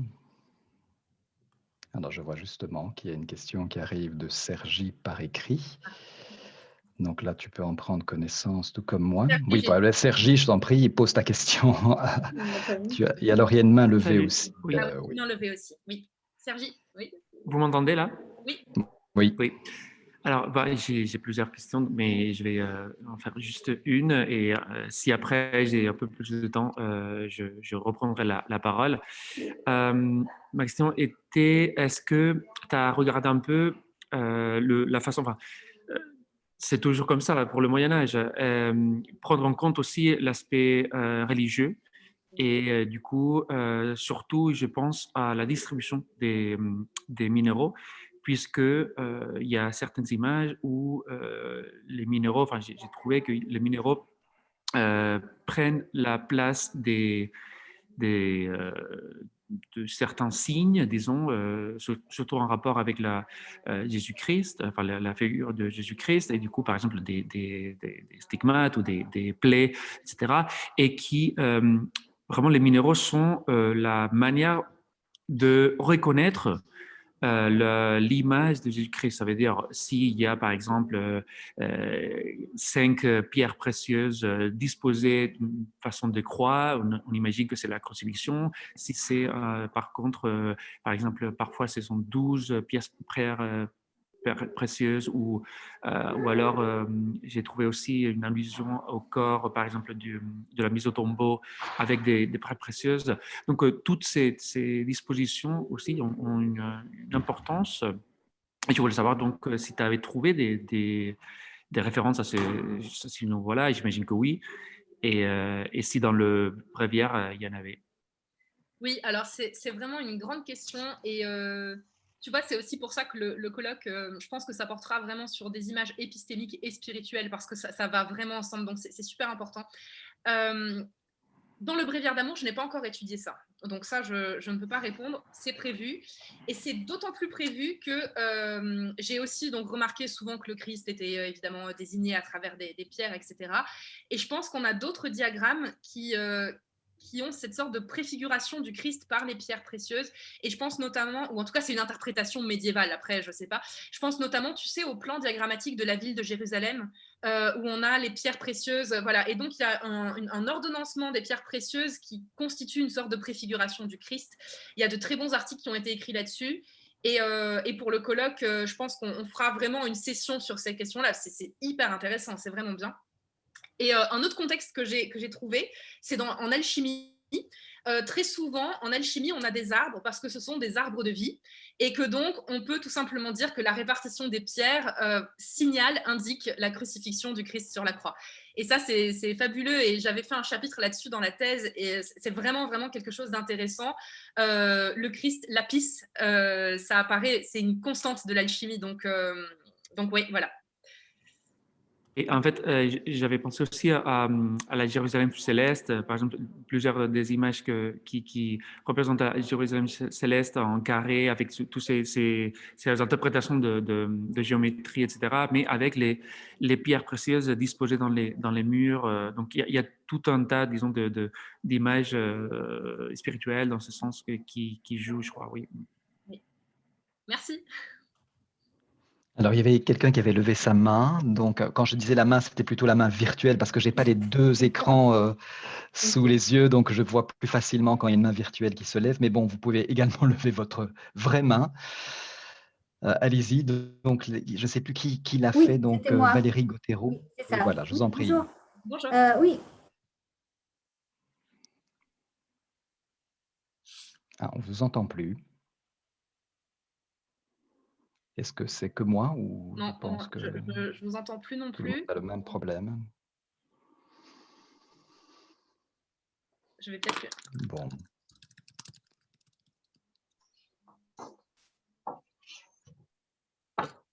Bon, apparemment, on a perdu la connexion, donc peut-être qu'on peut alors accueillir une autre question. Baudouin, tu avais levé ta main virtuelle. Je t'en prie. Merci. D'abord, donc, félicitations pour cet exposé. C'est vraiment tout à fait intéressant, passionnant. Ah oui, bon. C'est bon ? Voilà, excusez-nous, parce que là, du coup, on avait passé la parole à quelqu'un d'autre, vu que… Ah pardon, ça a sauté au moment où je me suis mise à en parler. Donc voilà, peut-être Baudouin, si tu peux attendre une minute, alors on vous laisse la parole. Pardon, oui, j'en ai pas pour longtemps. Oui, je vous disais que je participe à un projet transdisciplinaire avec des collègues chimistes sur un manuscrit d'Aix-en-Provence sur les remèdes de l'une et l'autre fortune de Pétrarque. En fait, on travaille, c'est un projet donc, interdisciplinaire, on travaille sur à la fois les dessins, les couleurs, la chimie, les pigments, etc. Et donc, pour répondre à votre question, toutes les pierres ne peuvent pas être utilisées comme pigments. Donc, pour le rouge, par exemple, il y aura vraisemblablement plutôt des pigments d'origine minérale ou peut-être animale, mais pas… pardon, d'origine végétale ou animale, mais pas minérale. Là où ça pourra bien marcher, c'est pour le bleu. Le bleu, oui. Le lapis lazuli, l'azurite sont des pigments. Pour le vert, on peut avoir la malachite, bien sûr. Mais pour toutes les pierres plutôt de couleur bise ou marron, ce sera plutôt des ocres et de la terre. Donc voilà, ça ne fonctionnera pas pour tout. Mais c'est vrai que c'est une bonne idée. Il y a sans doute… il y aura sans doute pour certaines pierres une volonté, bien sûr, de faire une analogie entre la représentation de la pierre et puis le pigment utilisé. Voilà, c'est juste pour dire quelques mots à ce sujet. Voilà. Oui, merci. C'est vrai que… oui, j'avais pensé aussi au fait que toutes les pierres ne pouvaient pas forcément donner lieu à des couleurs. En l'occurrence, quand j'avais repéré en particulier des pigments qui brillaient plus que d'ordinaire, c'était surtout pour le vert, un peu moins pour le bleu, mais le vert, c'était vraiment frappant. À la BNF, on ne voyait que ça, c'était très, très lumineux. Donc, il faudra vraiment que je regarde un peu mieux la composition. Et là, il faudrait, il faudrait vraiment faire appel à des chimistes. Oui, c'est ça. Oui, voilà. Oui. Mais maintenant, il y a des appareils portatifs, notamment des spectrophotomètres portatifs. Et donc, du coup, voilà, c'est assez facile de se déplacer et d'aller faire les mesures sur les manuscrits. D'accord, merci. Voilà, Baudouin, c'est à toi. Bien. Donc voilà, je passe sur les compliments. Vous aurez tous compris que j'ai trouvé que c'était vraiment très intéressant et très multiple aussi. Deux, trois petites pistes qui me venaient comme ça en écoutant. Le lien avec l'expérience des pierres au Moyen-Âge passe par un certain nombre de domaines. Et je pense donc à celui de l'alchimie, et ça vous en avez parlé. Un autre, c'est l'orfèvrerie, les travaux donc de matières précieuses. Et là, je me pose la question du rapport éventuel avec certains traités techniques. Bon, il y a le manuel qu'on connaît bien, celui de Théophile. Il n'y en a pas beaucoup. Mais je me demande si vous avez mis un pont d'une façon ou d'une autre vers cette expérience très, très matérielle et très pratique de la pierre précieuse ou semi-précieuse. Qu'on trouve alors aussi figuré. On trouve des représentations, je pense aux marges de certains livres d'heures du 15e, la fin 15e et début du 16e siècle, avec des représentations vraiment de pierres incrustées, des choses comme ça. Ça peut donner éventuellement des petits échos aussi. Alors, pour rebondir à la question pénultième sur l'aspect religieux, il y a dans certains manuscrits illustrés de la Bible l'évocation aussi des pierres précieuses du pectoral du grand prêtre, et alors aussi ces pierres du mur de Jérusalem. Donc ça, certainement, ça pourrait être intéressant aussi comme éventuel modèle ou comparaison. Et dernière petite piste, mais ça n'a rien à voir au niveau du contenu, c'est pour les nuances de couleurs. Je pense à certaines figurations dans les manuscrits médiévaux qui jouent sur le spectre des couleurs. Par exemple, le diagramme des urines dans les manuscrits médicaux. On a des figures circulaires avec des couleurs et qui peuvent éventuellement aussi servir de matériaux de comparaison. Et enfin, une petite question de curiosité pour le profane, disons, l'homme disons, qui promène dans la nature. Une des expériences des pierres, je dirais empiriques, c'est la fascination pour les cristaux. On est dans les montagnes, on trouve un cristal, c'est quelque chose qui attire l'attention. Je me demande, personnellement, je ne connais pas de miniatures qui représentent des cristaux dans les manuscrits, mais je n'y ai jamais cherché de façon pointue. Alors, question de curiosité, vous en avez trouvé et à partir de quand les voit-on apparaître? Voilà, merci déjà. Merci. Alors, merci beaucoup pour l'orfèvrerie. Effectivement, j'y avais pensé et j'y avais pensé en particulier pour trois aspects.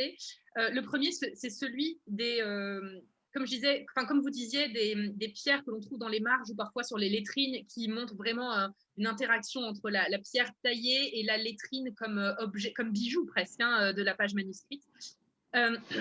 Il y a aussi l'idée que les orfèvres sont ceux qui forment les enlumineurs. Et donc, lorsque l'on fait une enluminure, on a forcément derrière un fond d'orfèvrerie.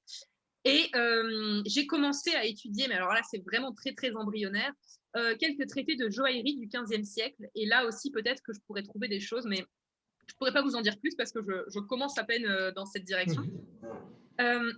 Pour ce qui est de la Bible, oui, je crois vraiment qu'il y a un volet spirituel essentiel et merci d'avoir mentionné les pierres du pectoral du grand prêtre. Je n'y avais pas pensé, donc j'ai bien noté l'idée. Pour les diagrammes des urines, oui, c'est vraiment très intéressant, d'autant plus que là, on a un liquide coloré qui, comme les pierres, n'a pas de forme en tant que tel. C'est un liquide, donc c'est la couleur qui montre la forme, donc c'est une analogie qui est intéressante. Et pour les cristaux, alors, moi, je n'en ai pas trouvé en tant que tel. Les premiers vraiment que j'ai trouvés sont modernes, enfin fin 15e, début 16e. Pour le Moyen-Âge, j'en ai pas trouvé en tant que tel, mais peut-être que d'autres personnes ici en connaissent. Moi, je n'en connais pas en tout cas. Merci. Merci. Alors, y a-t-il d'autres questions, d'autres commentaires? Je pense qu'Agnès, tu voulais poser une question, comme je ne vois pas d'autres. Ah oui, il y a Mathieu aussi qui voulait poser une question. Donc, je ne sais pas dans quel ordre. Agnès peut-être, et puis Mathieu. Oui, je suis désolée, je ne sais pas pourquoi, je n'arrive pas à lever la main virtuelle, mais bon, voilà. J'ai envoyé un petit mot pour dire. Merci beaucoup Naïs, c'était passionnant, évidemment. Enfin voilà, j'étais certaine qu'on apprendrait beaucoup de choses et que ça susciterait beaucoup de questions. Moi, j'en ai quand même un certain nombre de réflexions, voilà, donc je vais donner quelques-unes, mais on aura l'occasion d'en reparler, nous, un peu plus tard, si on veut. En fait, je me demandais si tu allais, enfin, je suppose que tu vas peut-être l'aborder à un moment donné, mais la question de la valeur de ces pierres, parce que voilà, elles n'ont pas toutes la même valeur. Et notamment, j'y ai pensé quand tu évoquais ou quand tu as montré ces images, de montrer justement les pierres. Voilà, il y a très nettement des endroits où, enfin, d'après ce que tu as montré, on montre des pierres précieuses. Voilà. Bon, il y a d'autres images que tu as montrées où on montre des pierres pour apprendre ce que sont ces pierres. Mais bon, voilà. Donc, que fait-on, que penses-tu faire de cette question de la valeur des pierres? Est-ce que tu as déjà des idées? Est-ce que tu as pu déjà observer des choses dans cette direction-là? La deuxième chose, c'est cette question, je reviens sur cette question de la forme. Alors bon, je pense qu'on est aussi extrêmement influencé par notre projet Scholart, là, de réflexion sur l'impact de la scolastique, l'influence de la scolastique ou la présence de la scolastique dans voilà, les théories des arts et des lettres. Et donc, évidemment, tu parles de forme, de matière, etc. Donc, alors bien sûr, j'ai bien compris que la manière dont tu en parles, là, telle qu'elle, c'est plutôt de façon assez simple, comme nous l'entendons, c'est-à-dire est-ce qu'il y a une forme, hein, en gros, un rond, un ovale, un carré, bon, là, à cette chose qui est une matière a priori brute qu'on extrait de la terre et qui, en effet, n'a pas de forme prédéterminée. Mais il n'empêche, je me demande quand même, tu vois, quand je regarde le diagramme que tu nous as présenté du bréviaire d'amour, qu'est-ce qui nous est donné vraiment à voir? Qu'est-ce qu'on voit vraiment, quoi? On voit des ronds de couleurs, point. Bon, voilà, c'est… donc, je disais, est-ce qu'il n'y aurait pas quand même une réflexion à mener aussi dans cette direction-là? Je ne sais pas, je sais pas, vers une idéalité de la matière ou de ce qui est sans forme, ou est-ce que le diagramme ne donnerait pas la forme, mais au sens aristotélicien? Alors, oui. en ordonnant, en donnant cet ordre et ce classement. Donc voilà, je ne sais pas, c'est vraiment une question. Et du coup, ce qui placerait ou ce qui réinterroge aussi juste derrière la question de la taille, la taille de la pierre.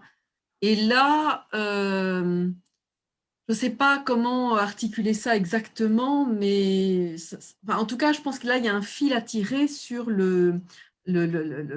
comment dire, la matérialité, enfin, justement, cette question de la matière brute et de la relation, évidemment, dans l'histoire des savoirs, cette matière brute, elle a une histoire qui lui est propre, avec une évolution quand même assez marquée à la période moderne.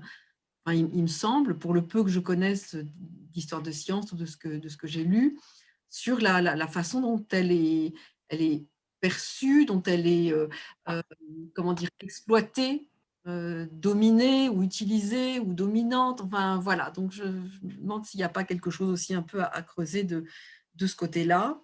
Et dernière chose, les différents moments que tu as indiqués, hein, les 4 moments que tu as indiqués d'évolution à la période moderne. Le premier tableau que tu as montré, enfin un tableau entre guillemets, avec ces éléments qui sont sur des étagères qui, moi, m'ont fait penser à des natures mortes. Oui. Voilà, donc je me demandais s'il n'y avait pas aussi ce lien. Tu as évoqué les cabinets de curiosité, donc là, je crois qu'il y a aussi quelque chose peut-être à travailler. Dans le troisième moment, je te donne un peu pêle-mêle. Hein, tu vas comme ça, on laissera du temps aux autres pour poser leurs questions. Évidemment, les planches que tu as montrées du 18e, bon, moi, tu m'aurais montré ces planches en priorité, enfin, en premier, comme ça, tel quel, j'aurais dit, bah, c'est des planches tirées de l'encyclopédie de Diderot et d'Alembert. Bon, voilà, donc je crois qu'il y a évidemment ça à prendre en question. Et puis, bien sûr, voilà, la question de la collection me paraît un point quand même assez essentiel je dirais, à faire comme entrer en ligne de compte dans cette évolution des diagrammes pour les minéraux, mais bon, pour le reste aussi. Mais bon, voilà, ne réponds peut-être pas, enfin, je ne sais pas, mais comme je vois… Oui, je sélectionne, oui. Voilà, il y a d'autres qui ont des questions, je m'en voudrais quand même qu'on me monopolise là. Oui, je te réponds sommairement, mais merci beaucoup. En fait, je crois effectivement que la grande question, c'est celle de l'illémorphisme, en fait, hein, la forme, la matière, comment ça fonctionne. Est-ce qu'on fait rentrer dans un diagramme un objet qui a déjà une forme préalable, ou est-ce que le diagramme donne sa forme à l'objet? Et je trouve que de ce point de vue-là, c'est très intéressant de regarder ce qu'utilisent aujourd'hui les minéralogistes pour ranger les pierres, quelles boîtes ils utilisent. Oui. Ça, c'est super intéressant parce que ça montre aussi comment des gens qui sont habitués à voir des pierres et à les manipuler pensent pouvoir les ranger concrètement. Et du coup, la question, ce qui se pose, c'est est-ce que la boîte ou le diagramme donc, est fait avant, ou est-ce que ça fonctionne comme dans un garage, tu sais, quand on a les tournevis sur le mur et qu'on trace autour au feutre la forme du tournevis. Et en fait, c'est des vraies questions parce que là, c'est l'objet qui donne sa forme à ce qui va le contenir et visuellement, ce qui permet de se dire là, c'est sa place. Donc, je pense qu'il y a ces 7 questions qui se jouent avec les minéraux. Ça, c'est sûr. Et donc, oui, effectivement, il y a cette question de l'histoire de la matière brute, comment on l'aperçoit et comment on la modèle d'un point de vue visuel et cognitif, en fait. Hein, c'est ça. Merci. Voilà, donc Mathieu, maintenant.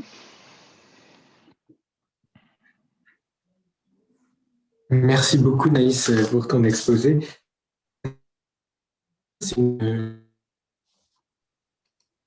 Mathieu, on t'entend mal. On a le même problème. Décidément. Mathieu. C'est juste au moment où on pose la question que le problème se pose. Donc, on va devoir procéder comme on vient de le faire. Si Mathieu ne revient pas. Tu peux écrire la question peut-être si tu m'entends. Oui, je vais essayer. Ah voilà, Mathieu, on t'a retrouvé. C'est bon, Mathieu. Voilà, c'est bon. La première chose, c'était une observation pratique, c'est qu'au musée du Cinquantenaire, il y a des fantastiques tables dans lesquelles sont classés des échantillons de marbre. Ils sont tout à fait fascinantes. Je pense que ça peut t'intéresser. Il y en a 4 de mémoire. Je crois qu'elles doivent dater de la fin du 19e siècle et c'est des objets assez fascinants, je trouve. Et il y a aussi, dans mon souvenir, un spécial au musée Condé à Chantilly, que tu connais sans doute. Oui. Qui est lui aussi fascinant parce qu'il classe les minéraux d'une façon bien particulière. Et l'autre chose, alors ça va peut-être échapper parce que vous l'avez constaté, la connexion est assez instable ici. Donc pardon si ça a été évoqué, mais quel est le rapport? Est-ce que tu as vu des rapports entre justement ce classement des pierres et leur aspect étonnant qui a évoqué à plusieurs les pigments et les nuanciers, ce qu'on appelle les nuanciers pour les peintres? Je ne sais pas si c'était une piste que tu as explorée, si on peut en faire quelque chose, mais quand j'ai vu ça, moi, je me suis cru presque chez Sennelier ou d'autres vendeurs de couleurs. Je voulais savoir que tu faisais de ces analogies, ce que tu pouvais en faire, si ça t'avait traversé l'esprit ou pas. Oui, alors pour le marbre, il faudra qu'on aille au cinquantenaire. Hein, de toute façon, visiblement, c'est acquis. Ça, c'est voilà. On en reparlera. Pour les nuanciers, en fait, alors j'y ai pensé, mais toutes les analogies que j'ai voulu faire entre les diagrammes des pierres et les nuanciers ne fonctionnent pas. Parce que l'ordre dans lequel on trouve les couleurs des nuanciers, la forme, etc., ne correspond pas à ce que moi je vois dans les planches ou dans les diagrammes sur les minéraux. Donc c'est une question qui m'agace un peu même parce que je sens qu'il y a quelque chose, mais j'arrive pas encore à mettre le doigt dessus. Donc si un jour l'idée me vient, je t'enverrai un message et je te dirai ce qu'il en est. Oui. Une question tout à fait naïve, mais quand est-ce qu'ils apparaissent, ces nuanciers? Je devrais savoir ça, mais je ne sais pas du tout. Je dirais peut-être qu'ils peuvent nous... Je ne sais pas non plus quand est-ce qu'ils apparaissent. Peut-être Ralph, non Non, j'ai aucune idée. Non, je ne sais pas répondre à cette question. Non. Mais vraiment, l'histoire des couleurs, je trouve que c'est vraiment le parent pauvre de l'histoire de l'art et de l'iconologie, alors qu'en fait, si on en faisait davantage, quand même, ça nous éclairerait énormément sur nos objets. Et je pense que c'est vraiment un des grands points du projet aussi que j'aimerais développer, c'est me perfectionner un peu dans ces questions-là, parce que je pense que je suis encore très mauvaise là-dessus. Voilà, on s'approche de 16 heures, donc on va peut-être encore accueillir la question d'Anton Moret, s'il peut prendre la parole. Oui, bonjour à tous. Merci beaucoup pour cette présentation. Je suis venu parce que j'avais entendu parler de cette présentation et ça rejoint un travail sur lequel j'ai fait mon mémoire en 2014 sur la présentation des collections de minéralogie au Muséum national d'histoire naturelle, au moment où il n'était pas encore Muséum d'histoire naturelle, mais encore Jardin des plantes, Jardin du roi au XVIIIe siècle, puis au XIXe siècle. Donc ça m'a rappelé plein de souvenirs. C'était très intéressant, surtout à la fin où vous êtes venu un petit peu plus sur les périodes plus modernes, voilà, du XVIIe et du XVIIIe siècle. Et c'était une question, mais c'était plutôt une remarque, quelque chose qui m'est venu à l'esprit sur la manière de représenter les minéraux, parce que c'est quelque chose que j'avais essayé d'étudier, de regarder cet aspect lorsque je travaillais sur la présentation des collections anciennes. Et en fait, de réflexion, c'est que on trouve assez peu de représentations en fait, des minéraux, notamment au XVIIIe siècle, alors qu'on a pléthore de représentations de plantes. Par exemple, on a énormément d'herbiers, on a des artistes spécialisés qui représentent les plantes et des artistes qui ont un rôle fondamental dans la recherche scientifique parce que justement ces herbiers représentés, peints par les artistes, sont utilisés par les scientifiques. Alors que, au même moment, on a très très peu de représentations de minéraux, de cristaux qui sont ensuite utilisés par des scientifiques. Et ça, notamment, on le voit en 1793, au moment où le Jardin des Plantes devient Muséum national d'histoire naturelle, il y a la création d'une chaire d'iconographie où normalement des artistes sont censés représenter les collections contenues dans le Muséum national d'histoire naturelle, sauf que dans les faits, il n'y a jamais eu d'artiste spécialisé dans les minéraux. Il y a eu un artiste pour les animaux, un artiste pour les plantes, et il n'y a jamais eu aucun artiste pour les minéraux. Et à partir de 1822, la chaire est supprimée. Et enfin voilà, une référence que vous pourrez regarder, c'est Léon Bultinger qui avait écrit en 1935 un ouvrage, enfin, dans une collection, L'art du jardin des plantes, sur lequel il revient sur ça et il explique, enfin, je me souviens dans mes recherches, il expliquait que peut-être une des raisons pour lesquelles on avait très peu de représentation de minéraux, c'est que ce sont des objets, enfin des objets, des éléments en tout cas qui sont souvent sujets à interprétation, trop grande interprétation dans une représentation. Et lorsque l'artiste représente des minéraux, un minéral, il va trop utiliser son interprétation et du coup, ça risque de fausser ensuite l'identification possible par le chercheur. C'est pour ça qu'on a assez peu de représentations ou alors elles vont être extrêmement schématiques, exactement ce que vous avez montré à la fin où on a ces arbres, où on a les minéraux avec ces accolades.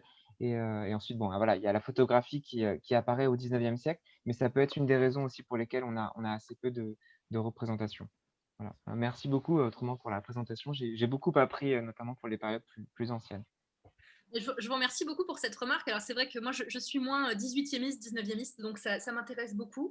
Et je pense surtout que ce que vous dites rejoint le fait que les minéraux, n'ayant pas de forme préétablie, évidemment, ils sont plus sujets à interprétation ou à remodélisation dans le visuel et dans l'image.